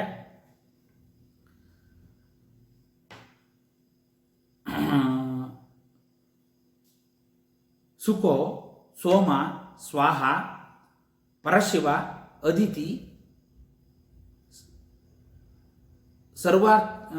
ಸುವರ್ಚಸ, ದೀಕ್ಷಾ ಮತ್ತು ರೋಹಿಣಿ ಅಂತಕ್ಕಂಥವರು ಈ ಅಷ್ಟಮೂರ್ತಿಗಳ ಪತ್ನಿಯರು, ಅಮ್ಮನವರ ಸ್ವರೂಪ. ಇನ್ನು ನಾವು ಅಷ್ಟಮೂರ್ತಿ ಅಂತಂದಾಗ ಬರೀ ಇಷ್ಟೇ ಅಲ್ಲ, ನಮ್ಮ ಪ್ರಪಂಚದ ದೃಷ್ಟಿಯಿಂದ ನೋಡಿದ್ರೆ ಅಥವಾ ಬ್ರಹ್ಮಾಂಡದ ದೃಷ್ಟಿಯಿಂದ ನೋಡಿದ್ರೆ ಪ್ರಕೃತಿ, ಅಷ್ಟ ಪ್ರಕೃತಿಗಳು ಬರುತ್ತೆ. ಅಷ್ಟಮೂರ್ತಿಗಳು ಏನೇನಿದೆ ಪ್ರಪಂಚದಲ್ಲಿ ಅದರದ್ದೆಲ್ಲ ಸ್ವರೂಪ ಅಂತ ಹೇಳ್ತಾ ಇದ್ದಾರೆ. ಶಿವನ ಸ್ವರೂಪ ನೋಡಿದ್ವಿ ನಾವು, ಅಮ್ಮನವರ ಸ್ವರೂಪ ನೋಡಿದ್ವಿ, ಅಷ್ಟಮೂರ್ತಿಗಳ ಸ್ವರೂಪ. ಇನ್ನು ಅಷ್ಟಪ್ರಕೃತಿ ಸ್ವರೂಪ ಏನು? ಭೂಮಿ, ಪಂಚಭೂತಗಳು. ಆ ಪಂಚಭೂತಗಳ ಜೊತೆಗೆ ಮನಸ್ಸು ಮತ್ತು ಬುದ್ಧಿ, ಎರಡು, ಮನಸ್ಸು, ಬುದ್ಧಿ, ಅಹಂಕಾರ ಸೇರಿದರೆ ಅಷ್ಟಮೂರ್ತಿಗಳಾಗುತ್ತೆ. ಅಂದರೆ ಜಲತತ್ವ, ಭೂಮಿ ತತ್ವ, ಅಗ್ನಿ ತತ್ವ, ವಾಯು ತತ್ವ, ಆಕಾಶ ತತ್ವ, ಮನಸ್ತತ್ವ, ಬುದ್ಧಿ ತತ್ವ, ಅಹಂಕಾರ ತತ್ವ ಅಂತ ಈ ಮನಸ್ಸು, ಬುದ್ಧಿ, ಅಹಂಕಾರಗಳನ್ನು ಇದಕ್ಕೆ ಸೇರಿಸಿದ್ದಾರೆ. ಅಂದರೆ ಪಂಚಭೂತಗಳೇ. ಆ ಪಂಚಭೂತಗಳು ಅದರ ಜೊತೆಗೆ ಸೂರ್ಯ, ಚಂದ್ರ ಮತ್ತು ಯಜಮಾನ ಅಂತ, ಸೂರ್ಯ, ಚಂದ್ರ, ಯಜಮಾನ ಅಂತ ಹೇಳ್ತಾರೆ. ಆ ಸೂರ್ಯ ಸ್ವರೂಪವೇ ಇಲ್ಲಿ ಮನಸ್ಸು, ಬುದ್ಧಿ ಯಾಕೆ ತಗೊಂಬಂದ್ವಿ ಅಂದರೆ ಚಂದ್ರಮ ಮನಸ್ಸೋ ಜಾತಃ ಚಕ್ಷುಸ್ಸೂರ್ಯೋ ಅಜಾಯತ. ಆ ಕಣ್ಣು, ನಮ್ಮ ಕಣ್ಣು ಸೂರ್ಯ ಕಣ್ಣಿನ ಸಂಕೇತ, ಕಣ್ಣು ಅಂದರೆ ಅಲ್ಲಿ ಬುದ್ಧಿಯ ಸಂಕೇತ. ಇಲ್ಲಿ ಚಂದ್ರಮ ಮನಸ್ಸು, ಚಂದ್ರ ಮನಸ್ಸಿನ ಸಂಕೇತ. ಮತ್ತು ಅಹಂಕಾರ ಬಂದ್ಬಿಟ್ಟು ಅದು ಯಜಮಾನನ ಒಂದು ಸ್ವರೂಪ. ಯಜಮಾನ ಅಂತಂದರೆ ಯಾರು ಯಜ್ಞಕರ್ತೃ ಇದ್ದಾನೆ ಅದು. ಹಾಗಾಗಿ ಇಲ್ಲಿ ಅಷ್ಟ ಪ್ರಕೃತಿಗಳಲ್ಲಿ ಭೂಮಿ, ಜಲ, ಅಗ್ನಿ, ವಾಯು, ಆಕಾಶ, ಮನಸ್ಸು, ಬುದ್ಧಿ, ಅಹಂಕಾರ, ಈ 8 ತತ್ವಗಳು. ಇದು ಈ ಜಗವೆಲ್ಲ ಈಶ್ವರನ ಮಾಯೆ ಅಂತ ತಿಳಿದು ಉಪಾಸಿಸ್ತಕ್ಕಂಥ ಈಶಾವಾಸ್ಯಮಿದಂ ಸರ್ವಂ ಯತ್ಕಿಂಚ ಜಗತ್ಯಾಂ ಜಗತ್ ಅಂತ ಈಶಾವಾಸ್ಯಂ ಉಪನಿಷತ್ತು ಏನು ಹೇಳುತ್ತೆ ಅದೇ ಅಷ್ಟಮೂರ್ತಿ ತತ್ವ. ಇಲ್ಲಿ ಶ್ರೀವಿದ್ಯೆಯನ್ನು ಪರಿಪೂರ್ಣವಾಗಿ ಸಿದ್ಧಿ ಹೊಂದಿರತಕ್ಕಂಥವ್ರು. ಅಲ್ಲಿ ನಮಗೆ ಈ ತತ್ವವನ್ನು ನಮಗೆ ದಕ್ಷಿಣಾಮೂರ್ತಿ ಸ್ತೋತ್ರದಲ್ಲೂ ನಾವು ನೋಡ್ತೀವಿ. ಆ ಅಷ್ಟಮೂರ್ತಿ ಸ್ವರೂಪಕವಾದ ದಕ್ಷಿಣಾಮೂರ್ತಿನೂ ಅಷ್ಟಮೂರ್ತಿನೇ. ಅಷ್ಟಮೂರ್ತಿ ತತ್ವದಿಂದಲೇ ದಕ್ಷಿಣಾಮೂರ್ತಿಯನ್ನು ನಾವು ನೋಡ್ತಕ್ಕಂಥದ್ದು. ಭೂರಂಭಾಸ್ಯನಲೋ ಅನಿಲೋ ಅಂಬರಮಿದಂ ನಾಥೋ ಹಿಮಾಂಶು ಪುಮಃ ಅಂತ ಆ ದಕ್ಷಿಣಾಮೂರ್ತಿ ಸ್ತೋತ್ರದಲ್ಲಿ ಬರುತ್ತೆ. ಅದೇ ಅದರ ಆಧಾರದ ಮೇಲೆ ಭೂಮಿ, ಜಲ, ಅಗ್ನಿ, ವಾಯು ಈ ಅಷ್ಟ ಪ್ರಕೃತಿಗಳನ್ನು ವಿಚಾರ ಮಾಡಿದ್ದು. ಇನ್ನು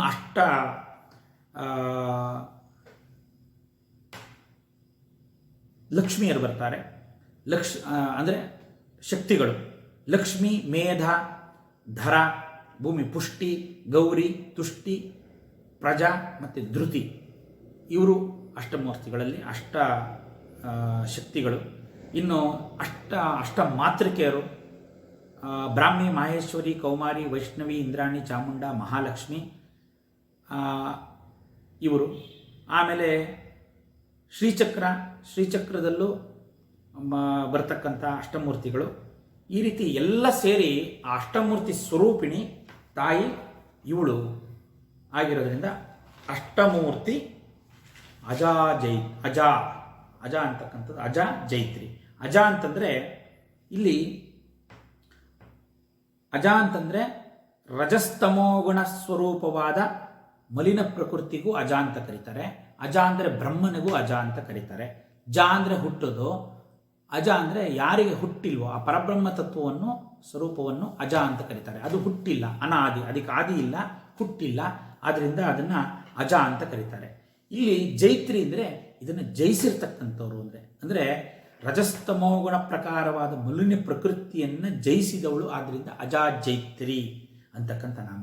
ಇನ್ನೊಂದು ಅಜ ಅಂದರೆ ಪರಬ್ರಹ್ಮ ಸ್ವರೂಪ, ಜ ಅಂದರೆ ಹುಟ್ಟೋದು, ಅಜ ಅಂದರೆ ಹುಟ್ಟಿಲ್ಲದ್ದು, ಅಂದರೆ ಅನಾದಿ.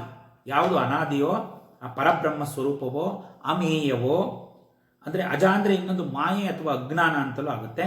ಇದನ್ನು ಜೈತ್ರಿ ಅಂದರೆ ಜಯಶೀಲನಾಗಿ ಅದನ್ನು ಜಯಿಸಿರ್ತಕ್ಕಂಥವಳು, ಅಂದರೆ ಈ ಅಜ್ಞಾನ ಮತ್ತು ಮಾಯೆಯನ್ನು ಜಯಿಸಿರ್ತಕ್ಕಂಥವಳು, ಆದ್ದರಿಂದಲೂ ಅಜಾ ಜೈತ್ರಿ ಅಂದರೆ ಅಜ್ಞಾನವನ್ನು ಜಯಿಸಿದವಳು ಅಂತ. ಇದನ್ನೇ ಅಪರಾಜಿತ ನಾಮದಲ್ಲಿ ಈ ಅಜಾ ಜೈತ್ರಿಯನ್ನು ಆರಾಧನೆ ಮಾಡ್ತೀವಿ. ಅಪರಾಜಿತ ಅಂತಕ್ಕಂಥ ದೇವಿ ತಾಯಿ ಅಜಾ ಜೈತ್ರಿ.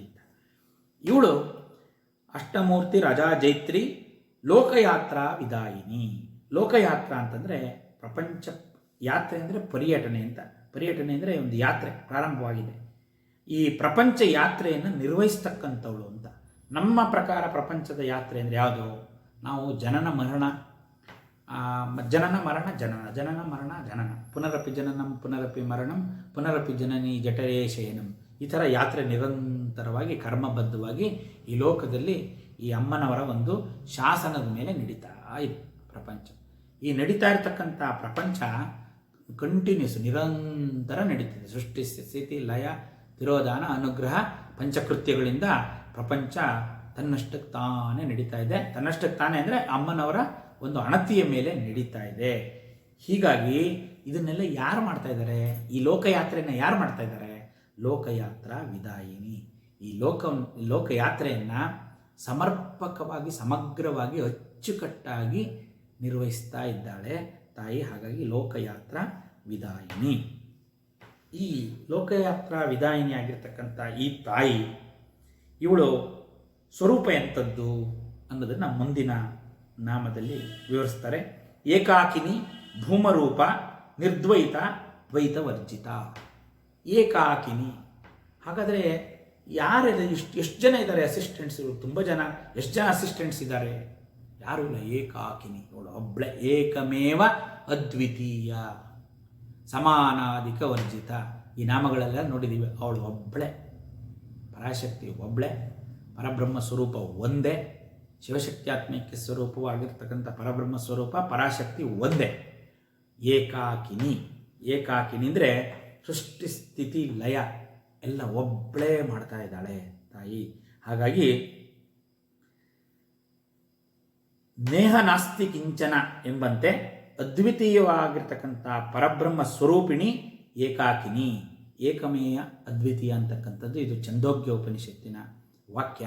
ಅದರಂತೆ ಪ್ರಪಂಚವನ್ನು ಅವಳೊಬ್ಬಳೇ ನಿರ್ವಹಿಸ್ತಾ ಇರೋದ್ರಿಂದ ಏಕಾಕಿನಿ. ಭೂಮರೂಪ.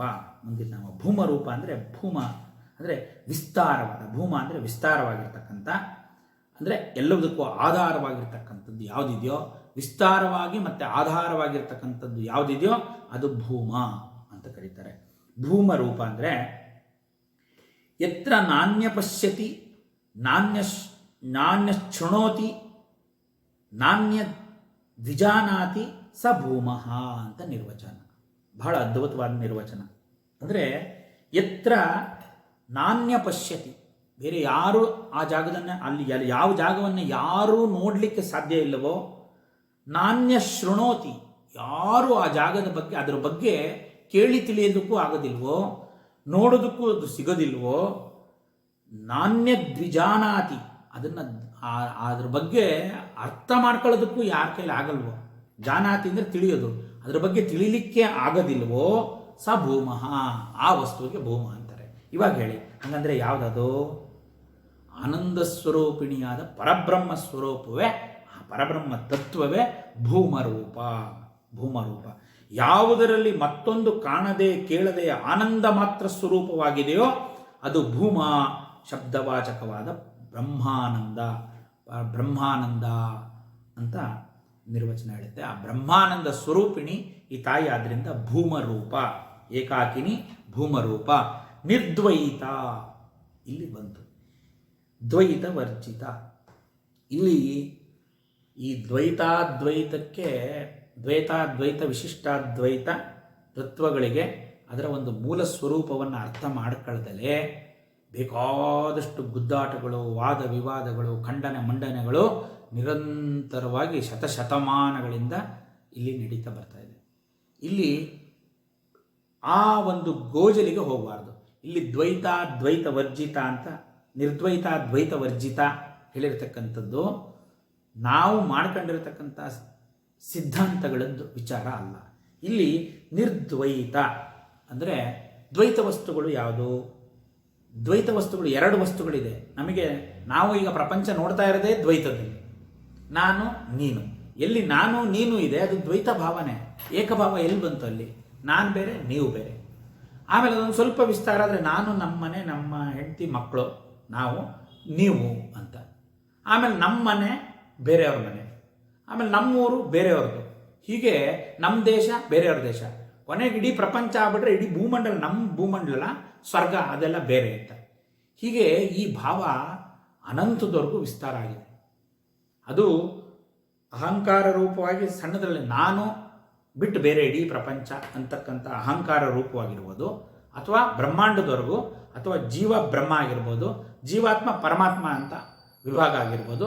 ಈ ದ್ವೈತ ಭಾವ ಪ್ರಪಂಚ ತುಂಬ ಇದೆ. ಆದರೆ ಅಮ್ಮನವರಿಗೆ ಆ ಭಾವ ಇದೆಯೇ?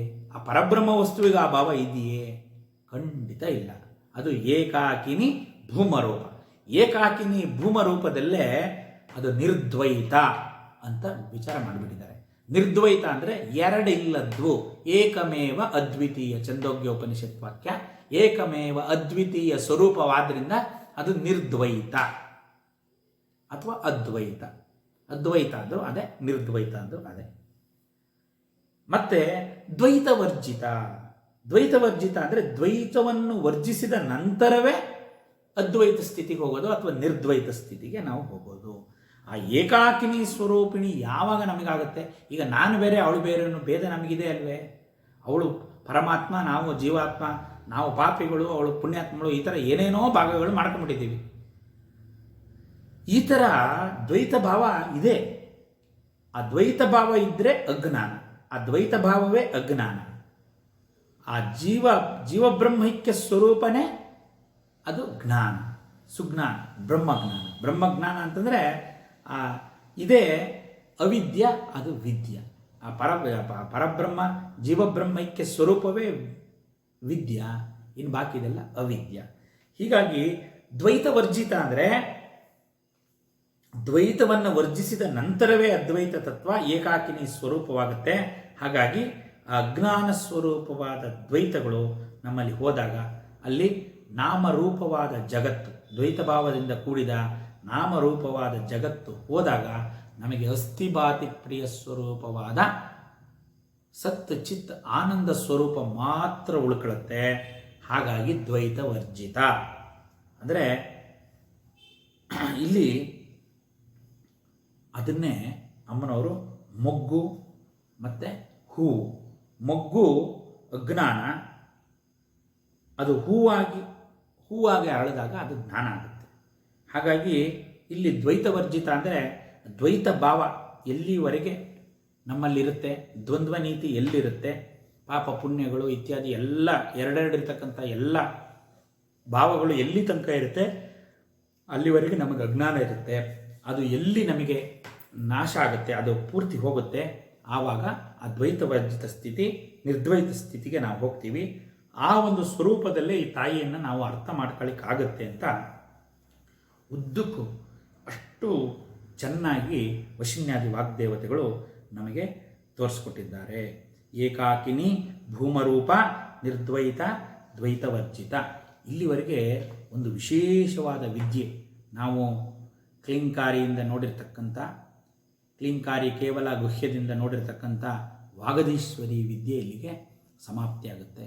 ಆ ವಾಗದೀಶ್ವರಿ ವಿದ್ಯಾ ಸ್ವರೂಪವಾದ 125ರಿಂದ 131 ಶ್ಲೋಕದವರೆಗೆ ವಿಶೇಷವಾಗಿ ಅನೇಕ ಬೀಜಾಕ್ಷರಗಳಿಂದ ಕೂಡಿರ್ತಕ್ಕಂಥ ಮಂತ್ರ ರಹಸ್ಯ, ತಂತ್ರ ರಹಸ್ಯ, ಉಪಾಸನಾ ರಹಸ್ಯ ಮತ್ತು ಆ ಉಪಾಸನಾತ್ಮಕವಾದ ದೇವತೆಗಳು, ಆ ದೇವತೆಗಳ ಸ್ವರೂಪ ಮತ್ತು ಫಲ, ಆ ಒಂದು ವಿಧಾನದಲ್ಲಿ ಅನುಸಂಧಾನ ಮಾಡಿದರೆ ಏನೇನು ಫಲ ಸಿಗುತ್ತೆ ಅಂತಕ್ಕಂಥ ವಾಗದೀಶ್ವರಿ ವಿದ್ಯಾ, ಅದೇ ಕುಂಡಲಿನಿ ವಿದ್ಯಾ, ಆ ಪರಬ್ರಹ್ಮ ಸ್ವರೂಪಿಣಿ ಪರಮೇಶ್ವರಿ ವಿದ್ಯಾವನ್ನು ಅಷ್ಟು ಅದ್ಭುತವಾಗಿ ನಿರೂಪಣೆ ಮಾಡಿದ್ದಾರೆ ವಶಿನ್ಯಾದಿ ವಾಗ್ದೇವತೆಗಳು. ಹಾಗಾಗಿ ಆ ವಾಗದೇಶ್ವರಿ ದೇವಿಗೆ ಒಮ್ಮೆ ನಮಸ್ಕಾರ ಮಾಡಿ ನಾವು ಮುಂದೆ ಇನ್ನೊಂದು ವಿಶೇಷವಾದ ವಿದ್ಯೆ ಆವಿಷ್ಕಾರ ಆಗ್ತಾ ಇದೆ, ಅದಕ್ಕೆ ನಾವು ಪ್ರವೇಶ ಮಾಡೋಣ. ಅನ್ನದ ವಸುಧಾ ವೃದ್ಧ ಬ್ರಹ್ಮಾತ್ಮೈಕ್ಯ ಸ್ವರೂಪಿಣಿ ಬೃಹತಿ ಬ್ರಾಹ್ಮಣಿ ಬ್ರಾಹ್ಮಿ ಬ್ರಹ್ಮಾನಂದ ಬಲಿಪ್ರಿಯ. ಇದು ಇಲ್ಲಿಂದ 132, 133, 134, 135, 136 ದೇಶಕಾಲ ಪರಿಚ್ಛಿನ್ನ ಸರ್ವಗ ಸರ್ವಮೋಹಿನಿ, ಇಲ್ಲಿವರೆಗೂ ಒಂದು ವಿಶೇಷವಾದ ವಿದ್ಯೆ ಆವಿಷ್ಕರಣ ಆಗುತ್ತೆ. ಅದು ಸಾವಿತ್ರಿ ವಿದ್ಯೆ. ಇಲ್ಲಿ ಸರ್ವಾರ್ಥಧಾತ್ರಿ ಸಾವಿತ್ರಿ ಸಚ್ಚಿದಾನಂದ ರೂಪಿಣಿಲಿ ಬರುತ್ತೆ. ಆ ಒಂದು ನಾಮದಲ್ಲಿ ಬರ್ತಕ್ಕಂಥ ಸಾವಿತ್ರಿ ದೇವಿಯ ಉಪಾಸನಾ ವಿಶೇಷಗಳನ್ನು ಹೊಂದಿರತಕ್ಕಂಥ ಸಾವಿತ್ರಿ ವಿದ್ಯೆಯ ಒಂದು ವಿಶೇಷ ನಾಮ ಗುಚ್ಛಕ್ಕೆ ನಾವು ಇಲ್ಲಿ ಪ್ರವೇಶ ಮಾಡ್ತಾ ಇದ್ದೀವಿ. ಈ ಸಾವಿತ್ರಿ ವಿದ್ಯೆನೇ ಆದಿತ್ಯ ವಿದ್ಯೆ, ಆದಿತ್ಯೋಪಾಸನೆ, ಆದಿತ್ಯ ವಿದ್ಯೆ. ತತ್ ಸವಿತೃ ವರೇಣ್ಯಂ ಭರ್ಗ. ವರೇಣ್ಯಂ ಭರ್ಗ ಅಂದರೆ ಆ ಸೂರ್ಯ, ಸವಿತೃ ಅಂದರೆ ಸೂರ್ಯ ಅಂತ, ಸೂರ್ಯನ ಹೆಸರು ಸವಿತೃ ಅಂತ. ಆ ಆದಿತ್ಯಾತ್ಮಕವಾಗಿರ್ತಕ್ಕಂಥ ಪರಾಶಕ್ತಿ ಸ್ವರೂಪ, ಅದೇ ತತ್ವ, ಅದೇ ತತ್, ಅದೇ ಸವಿತೃ, ಅದೇ ವರೆಣ್ಯಂ ಭರ್ಗ, ಹಿರಣ್ಯ ಗರ್ಭ ಅಂತ ಕರಿತೀವಿ. ಆ ಸ್ವರೂಪನೇ ಈ ತಾಯಿ ಲಲಿತಾ ಮಹಾತ್ರಿಪುರ ಸುಂದರಿ. ಆ ಗಾಯತ್ರಿಗೂ ಸಾವಿತ್ರಿಗೂ ಸರಸ್ವತಿಗೂ ಸಂಧ್ಯಕ್ಕೂ ಯಾವುದಕ್ಕೂ ಇಲ್ಲಿ ಹೇಳಿರ್ತಕ್ಕಂಥ ಮೇಲೆ ಬಂದಿರತಕ್ಕಂಥ ಯಾವ ನಾಮಕ್ಕೂ ಯಾವುದೇ ವ್ಯತ್ಯಾಸವಿಲ್ಲ. ಅವೆಲ್ಲ ಏಕಾಕಿನಿ, ಅವಳೊಬ್ಬಳದೆ. ದೇವನೊಬ್ಬ ನಾಮ ಹಲವು ಅಂತ ಆ ಒಬ್ಬಳು ತಾಯಿಯ ಸ್ವರೂಪನೇ ಬೇರೆ ಬೇರೆ ಬೇರೆ ಬೇರೆ ಥರದಲ್ಲಿ ಆ ಭಕ್ತರ ಅನುಕೂಲಕ್ಕೋಸ್ಕರ ಔಪಾಸಕಾನಾಂ ಕಾರ್ಯಾರ್ಥಂ ಬ್ರಹ್ಮಣೋ ರೂಪಕಲ್ಪನಃ ಅಂತ ಹೇಳ್ಬಿಟ್ಟು ನಮ್ಮ ಔಪಾಸನೆಗೋಸ್ಕರ ಇಷ್ಟು ವಿಧವಾದ ಸಗುಣ ಸಾಕಾರ ರೂಪವನ್ನು ಆ ತಾಯಿ ತಗೊಂಡು ಬರ್ತಾ ಇದ್ದಾಳೆ. ಹೀಗಾಗಿ ಈ ವಿಶೇಷವಾದ ಒಂದು ಸರಸ್ವತಿ ವಿದ್ಯಾ ನಾಮ ಸಾವಿತ್ರಿ ವಿದ್ಯಾ ನಾಮವನ್ನು ನಾವು ಈಗ ಪ್ರವೇಶ ಮಾಡೋಣ. ಇಲ್ಲಿ ಅನ್ನದ ಅಂತಂದರೆ, ಅನ್ನ ಅಂದರೆ ನಮಗೆಲ್ಲ ಗೊತ್ತಿದೆ.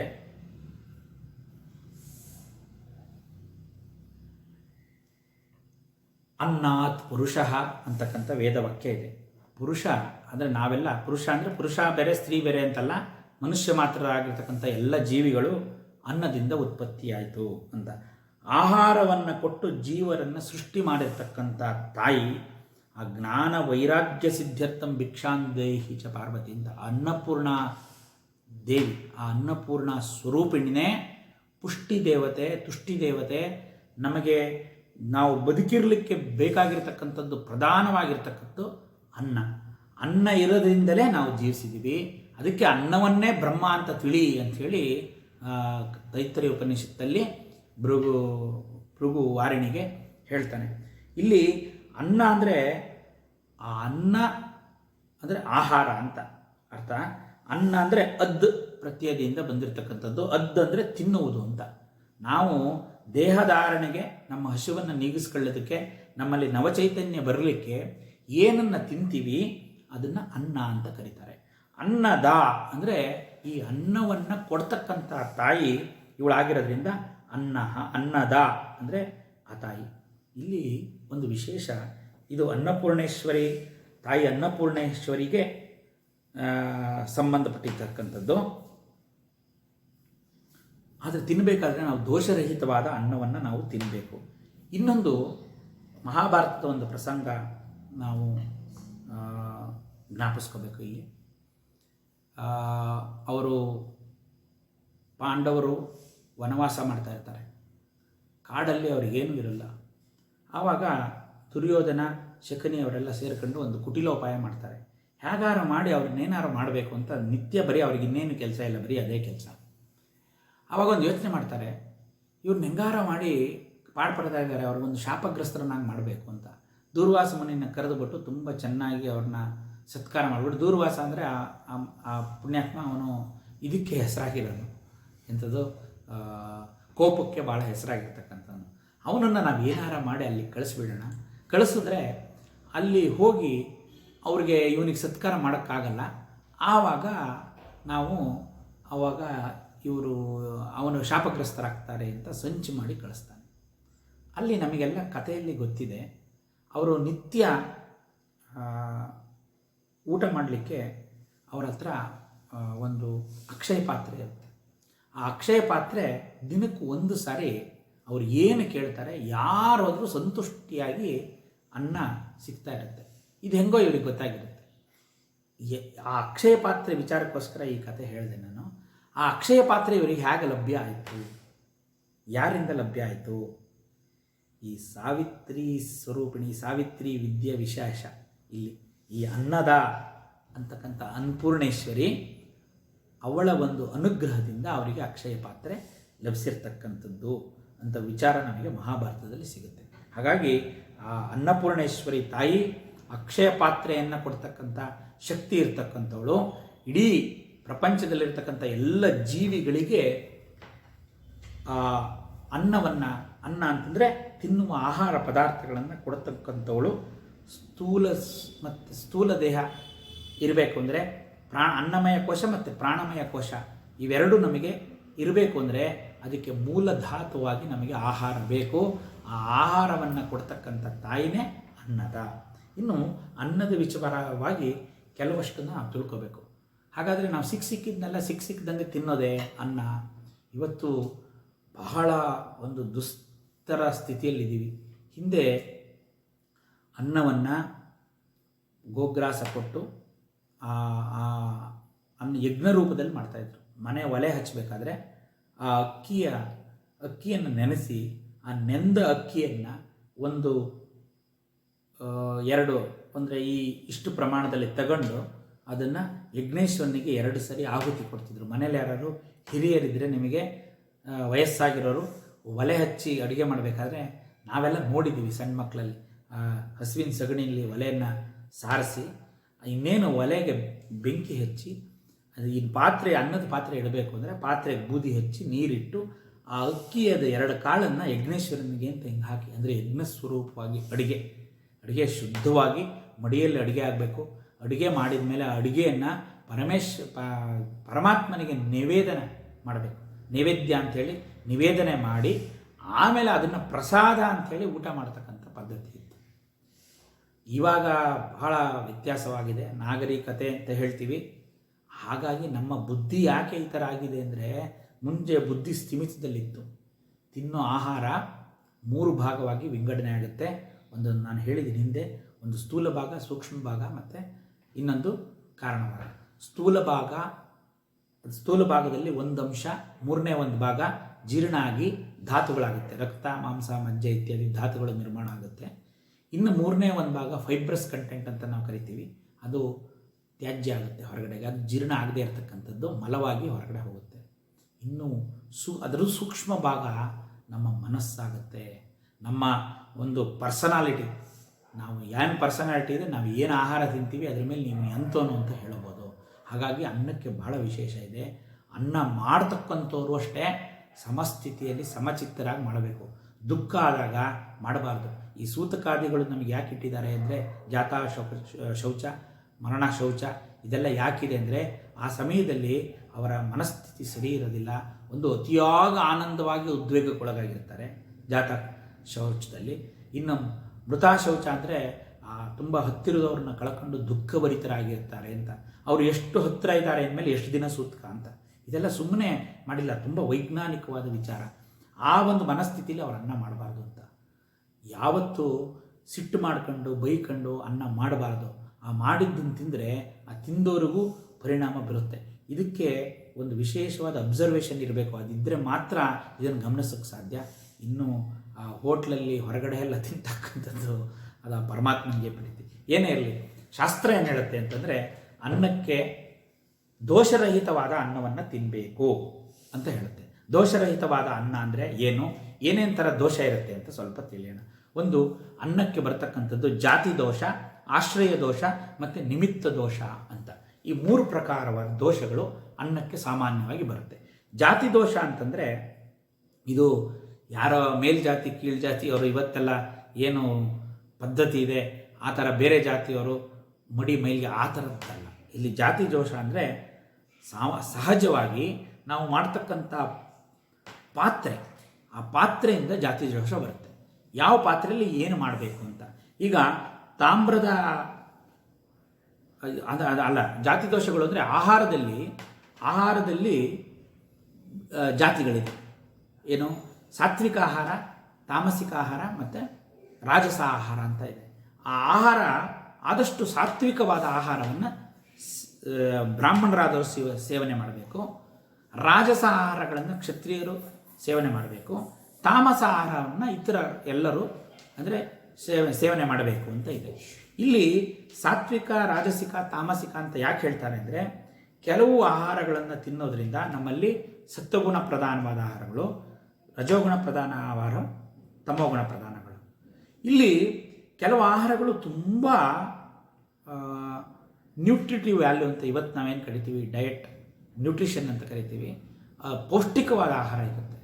ಆದರೆ ಅದು ವರ್ಜ್ಯ ಅಂತ ಹೇಳ್ತಾರೆ. ಯಾಕೆ ಅಂತಂದರೆ ಅದು ನಮಗೆ ವ್ಯತಿರಿಕ್ತವಾದ ಪರಿಣಾಮ ಬೀಳುತ್ತೆ ಅಂತ. ನಮ್ಮಲ್ಲಿ ಮನಸ್ಸಿನ ನಿರ್ಮಾಣ ಆಗುತ್ತಲ್ಲ, ನಮ್ಮ ಪರ್ಸ್ನಾಲಿಟಿ, ಅದರಲ್ಲಿ ವ್ಯತ್ಯಾಸ ಆಗುತ್ತೆ. ಈರುಳ್ಳಿ, ಬೆಳ್ಳುಳ್ಳಿ, ತೊಂಡೆಕಾಯಿ ಮತ್ತು ಎಲ್ಲದಕ್ಕಿಂತ ನುಗ್ಗೆಕಾಯಿ ತುಂಬ ಒಳ್ಳೆಯದು ಅಂತ ಹೇಳ್ತಾರೆ. ಹೈಲಿ ರಿಚ್ ಪ್ರೋಟೀನಿಷಿಯಸ್ಸು, ಅದು ವರ್ಜ್ಯ, ಸಾತ್ವಿಕ ಆಹಾರ ಅಲ್ಲ ಅಂತ. ಇದನ್ನು ನೆಗೆಟಿವ್ ಪ್ರಾಣಿಕ್ ಫುಡ್ಸ್ ಅಂದರೆ ಪಾಸಿಟಿವ್ ಪ್ರಾಣಿಕ್ ಫುಡ್ಸ್ ಅಂತ ಕರೀತಾರೆ. ಅಂದರೆ ಯಾವ ಆಹಾರವನ್ನು ತಿನ್ನುವುದರಿಂದ ನಮ್ಮ ಪ್ರಾಣಶಕ್ತಿ ವೃದ್ಧಿಸುತ್ತೆ, ಯಾವ ಆಹಾರವನ್ನು ತಿನ್ನೋದ್ರಿಂದ ನಮ್ಮ ಪ್ರಾಣಶಕ್ತಿ ಕ್ಷೀಣ ಆಗುತ್ತೆ. ಈರುಳ್ಳಿ, ಬೆಳ್ಳುಳ್ಳಿ, ಕಾಫಿ, ಆಮೇಲೆ ಇಂಗು ಇತ್ಯಾದಿಗಳು ಹೈಯೆಸ್ಟ್ ನೆಗೆಟಿವ್ ಫುಡ್ಸು. ಅಂದರೆ ಅದು ಬೆಳ್ಳುಳ್ಳಿ ತುಂಬಾ ಒಳ್ಳೆಯದಿರ್ಬೋದು ಕಾರ್ಡಿಯಾಕ್ಕಿಗೆ, ಅದರ ಔಷಧೀಯ ಗುಣ ಇರ್ಬೋದು. ಔಷಧಿಯ ಮಾತ್ರ ಅದನ್ನು ಸೇವಿಸಬೇಕೇ ಹೊರತು ನಿತ್ಯ ಆಹಾರದಲ್ಲಿ ಅದನ್ನು ಸೇವಿಸಬಾರ್ದು.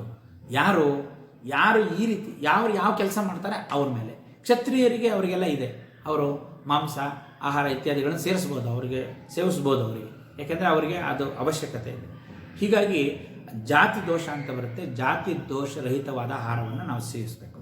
ಇನ್ನೊಂದು ಆಶ್ರಯ ದೋಷ ಅಂತ ಹೇಳಿದೆ. ಆಶ್ರಯ ದೋಷ ಅಂತಂದರೆ ನಾವು ಮಾಡ್ತಕ್ಕಂಥ ಪಾತ್ರೆ ಸುವರ್ಣ ಶ್ರೇಷ್ಠ, ರಜತ ಒಳ್ಳೆಯದು, ಅದಿಲ್ಲದೆ ಇದ್ದರೆ ಹಿತ್ತಾಳೆ, ತಾಮ್ರ, ಮಣ್ಣಿಂದು ಬಹಳ ಶ್ರೇಷ್ಠ ಅಂತ ಹೇಳ್ತಾರೆ. ಮಣ್ಣಿನ ಮಡಿಕೆಯಲ್ಲಿ ತಯಾರು ಮಾಡ್ತಕ್ಕಂಥ ಆಹಾರ, ಆ ತಿನ್ನೋ ಆಹಾರಕ್ಕೆ ಸೂರ್ಯನ ಬೆಳಕು ಬೀಳಬೇಕು ಅಂತ ಹೇಳ್ತಾರೆ. ಇವತ್ತೆಲ್ಲ ಕುಕ್ಕರಲ್ಲಿ ನಾವು ಅಡುಗೆ ಮಾಡ್ತೀವಿ.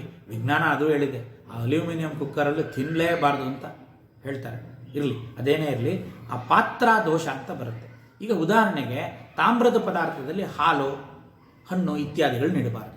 ಆ ದೇವರ ತೀರ್ಥನ ತಾಮ್ರದ ಪಂಚಪಾತ್ರೆಯಲ್ಲಿ, ತಾಮ್ರದ ಉದ್ದರಣೆಯಲ್ಲಿ ಕೊಡಬಾರ್ದು. ಪಂಚಾಮೃತ ತೀರ್ಥನ, ಈ ಬರೀ ಶುದ್ಧವಾದ ನೀರಿನ ತೀರ್ಥನ ಪಾತ್ರೆಯಲ್ಲಿ ಕೊಡಬಹುದು. ಯಾಕಂದರೆ ಆ ಪಾತ್ರೆಯಲ್ಲಿ ಅದು ಹಾಕೋದ್ರಿಂದ ಪಾತ್ರ ದೋಷ ಅಂತ ಬರುತ್ತೆ. ಕಿಲುಬುತ್ತೆ ಅಂತಂದರೆ ಅದರೊಳಗೆ ಟಾಕ್ಸಿಕ್ಸ್ ಸಬ್ಸ್ಟೆನ್ಸಸ್ ಫಾರ್ಮ್ ಆಗುತ್ತೆ. ಕಾಪರ್ ಸಲ್ಫೇಟು ಇತ್ಯಾದಿ ವಿಷವಸ್ತುಗಳು ಸೇರಿ ನಮ್ಮ ದೇಹಕ್ಕೆ ವ್ಯತಿರಿಕ್ತವಾದ ಪರಿಣಾಮ ಬೀಳುತ್ತೆ. ಹಾಗಾಗಿ ಆಶ್ರಯ ದೋಷ ಅಂತ ಬರುತ್ತೆ. ಇನ್ನೊಂದು ನಿಮಿತ್ತ ದೋಷ ಅಂತ. ನಿಮಿತ್ತ ದೋಷ ಅಂತಂದರೆ ನಾವು ಮಾಡ್ತಕ್ಕಂಥ ಆಹಾರ ಯಾವ ಸ್ಥಳದಿಂದ ಬಂದಿದೆ ಅಂತ. ಸ್ಮಶಾನದಲ್ಲಿ ಬೆಳೆದಿರೋ ತೊಂಡೆಕಾಯಿ ಅಥವಾ ಬೆಂಡೆಕಾಯಿ ಅದನ್ನು ತಗೊಂಬಂದು ತಿನ್ನಬಾರ್ದು ಅಂತಾರೆ. ಯಾಕೆಂದರೆ ಅಲ್ಲಿ ನಿಮಿತ್ತ ದೋಷ ಬರುತ್ತೆ. ಅಂದರೆ ನಾವು ತಿಂತಕ್ಕಂಥ ಆಹಾರ ನಾವಿರ್ತಕ್ಕಂಥ ಪರಿಸರದಲ್ಲಿರಬೇಕು, 1 ಕಿಲೋಮೀಟರ್ ದೂರದಲ್ಲಿರಬೇಕು. ಫಾರಿನಿಂದ ಎಲ್ಲ ಫುಡ್ಡು ಆಹಾರ ಎಲ್ಲ ತರಿಸ್ಕೊಂಡು ತಿಂತೀವಿ. ಯಾಕೆಂದರೆ ಆ ವಾತಾವರಣಕ್ಕೆ ಹೊಂದ್ಕೊಂಡಿರುತ್ತೆ. ಅದನ್ನು ನಾವು ಸೇವಿಸಿದರೆ ನಮ್ಮ ಜೀರ್ಣಾಂಗ ವ್ಯೂಹಕ್ಕೆ ನಾವು ಅದನ್ನು ಜೀರ್ಣಿಸ್ಕೊಳ್ಳೋದಕ್ಕೆ ಒಂದು ಒಳ್ಳೆಯ ಇದಾಗುತ್ತೆ ಅಂಥೇಳಿ, ಅಂದರೆ ನಮಗೆ ಅನುಕೂಲವಾಗುತ್ತೆ, ನಮ್ಮ ಶರೀರಕ್ಕೆ ಸುಲಭ ಆಗುತ್ತೆ ಅಂತ ಅದನ್ನು ನಾವು ನಿಮಿತ್ತ ದೋಷ ಅಂತ ಹೇಳ್ತೀವಿ. ಈ 3 ದೋಷರಹಿತವಾದ ಈ ತ್ರಿದೋಷ ನಿವಾರಣೆ ಆಗಬೇಕು ಅಂತಂದರೆ ನಾವು ಮಾಡ್ತಕ್ಕಂಥ ಆಹಾರವನ್ನು ತಯಾರು ಮಾಡಬೇಕಾದ್ರೆ ಒಳ್ಳೆ ಮನಸ್ಸಿನಿಂದ, ಶುದ್ಧ ಮನಸ್ಸಿನಿಂದ ಆಹಾರ ತಯಾರು ಮಾಡಬೇಕು. ಮತ್ತು ಅದನ್ನು ಅಮ್ಮನವರಿಗೆ ಅಥವಾ ಪರಮಾತ್ಮನಿಗೆ ನೈವೇದ್ಯ ಮಾಡಿ ಆಮೇಲೆ ಪ್ರಸಾದ ಅಂತ ಸ್ವೀಕರಿಸಬೇಕು. ಯಾಕೆಂತಂದರೆ ಇವೆಲ್ಲ ನಮ್ಮ ಒಂದು ಸನಾತನ ಧರ್ಮದಲ್ಲಿ ಇದಕ್ಕೆಲ್ಲ ಹಿಂದೆ ಬಹಳ ಮಹತ್ವ ಕೊಡ್ತಾ ಇದ್ದೀವಿ. ಇವತ್ತು ನಮ್ಮ ನಾಗರಿಕತೆ ಹೆಸರಲ್ಲಿ ಜೀವನದ ಶೈಲಿ ವ್ಯತ್ಯಾಸ ಆಗಿದೆ. ಹಾಗಾಗಿ ಅದಕ್ಕೆ ತಕ್ಕಂಗೆ ನಾವೆಲ್ಲ ಅನುಭವಿಸ್ತಾ ಇದ್ದೀವಿ. ಏನೇ ಇರಲಿ, ಈ ತಾಯಿ ಅನ್ನಪೂರ್ಣೇಶ್ವರಿ, ಅನ್ನದ, ಮತ್ತು ಇವಳು ವಸುಧಾ. ವಸುಧಾ ಅಂತಂದರೆ ಇಲ್ಲಿ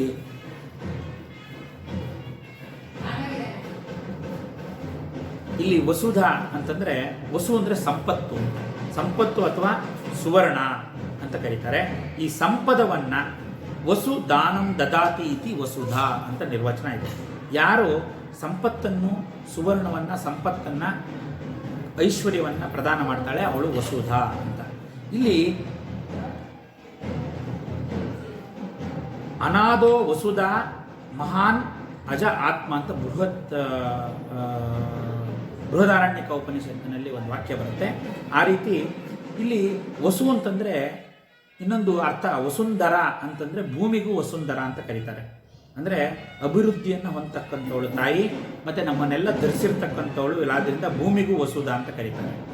ಆಮೇಲೆ ಅಷ್ಟವಸುಗಳು ಪ್ರಸ್ತಾಪ ಬರುತ್ತೆ. ಅಷ್ಟವಸುಗಳು ಯಾರ್ಯಾರು ಅಂತಂದರೆ, ಇಲ್ಲಿ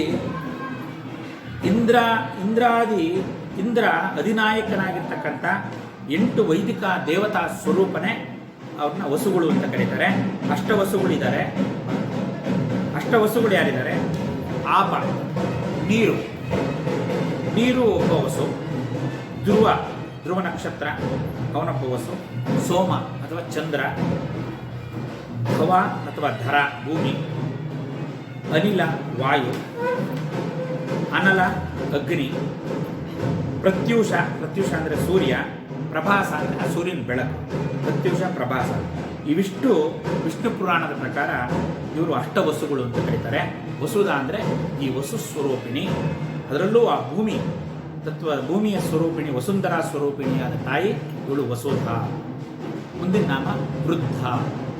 ವೃದ್ಧ ಅಂದರೆ ಕಾಲವನ್ನು ನಿರ್ಧರಿಸಲಾಗದಷ್ಟು ಪುರಾತನಳು ಇವಳು ಆಗಿರುವುದರಿಂದ ವೃದ್ಧ. ನಾವು ವೃದ್ಧರು ಅಂತ ಯಾಕೆ ಕರಿತೀವಿ? ತುಂಬ ವಯಸ್ಸಾಗಿರೋರನ್ನ ವೃದ್ಧರು ಅಂತ ಕರಿತೀವಿ. ಇವಳು ಅನಾದಿ. ಯಾವಾಗ ಇವಳು ಉದ್ಭವವಾದಂತ ಯಾರಿಗೂ ಗೊತ್ತಿಲ್ಲ. ಇವಳಿಗೆ ಆದಿಯೇ ಇಲ್ಲ, ಅಂತ್ಯವೂ ಇಲ್ಲ. ಆದಿ ಅಂತ್ಯ ಇಲ್ಲದೆ ಇರ್ತಕ್ಕಂಥವಳು ಪುರಾತನ. ಯಾಕೆಂದರೆ ಯೋಗಾನಂದ ಯುಗಂಧರದಲ್ಲಿ ನೋಡಿದರೆ ಅನಂತ ಕೋಟಿ ಯುಗಧಾರಿಣೆ ನಮಃ, ಸಹಸ್ರ ಕೋಟಿ ಯುಗಧಾರಿಣೆ ನಮಃ ಅಂತ ಕರಿತೀವಿ.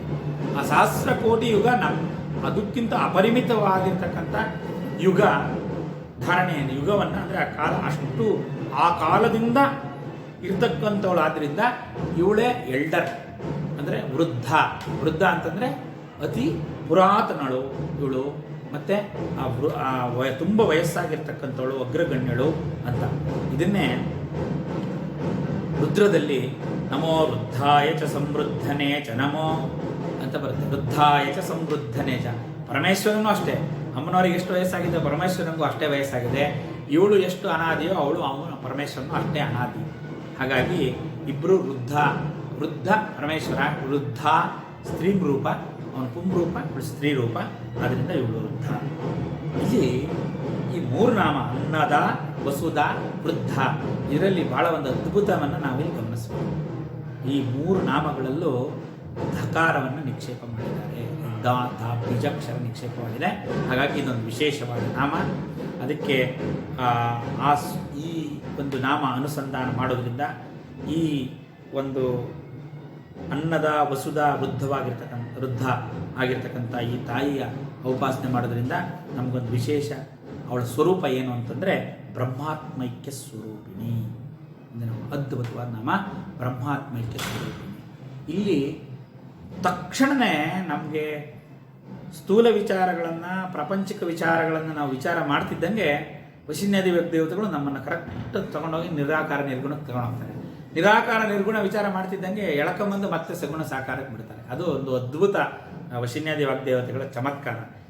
ಇದೆಲ್ಲ ಅನ್ನದ, ವಸುಧ, ವೃದ್ಧ ಹೇಳ್ಕೊಂಡು ಬಂದಮೇಲೆ ಅಂದರೆ ಸ್ಥೂಲ ದೇಹಕ್ಕೆ ಸಂಬಂಧಪಟ್ಟಿದ್ದು, ಪ್ರಪಂಚಕ್ಕೆ ಸಂಬಂಧಪಟ್ಟಿರ್ತಕ್ಕಂಥ ವಿಚಾರ, ಇಲ್ಲಿ ಆಧಾರ, ಯಾವ ರೀತಿ ಸರ್ವಾಧಾರ, ಈ ಥರ ಎಲ್ಲ ಒಂದು ಪ್ರಪಂಚಾತ್ಮಕವಾದ ವಿಚಾರವನ್ನು ಮಾಡ್ತಾ ನಮಗೆ ತಕ್ಷಣವೇ ಬ್ರಹ್ಮಾತ್ಮೈಕ್ಯ ಸ್ವರೂಪಿಣಿ ನಾಮ ನಿಕ್ಷೇಪ ಮಾಡಿ.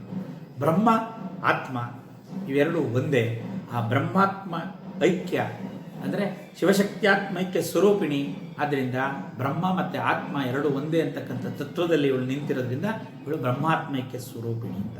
ಇಲ್ಲಿ ಜೀವಬ್ರಹ್ಮೈಕ್ಯವಾಗಿರ್ತಕ್ಕಂಥ ಜ್ಞಾನಾನಂದ ರೂಪಿಣಿ ಈ ತಾಯಿ ಅಂತ.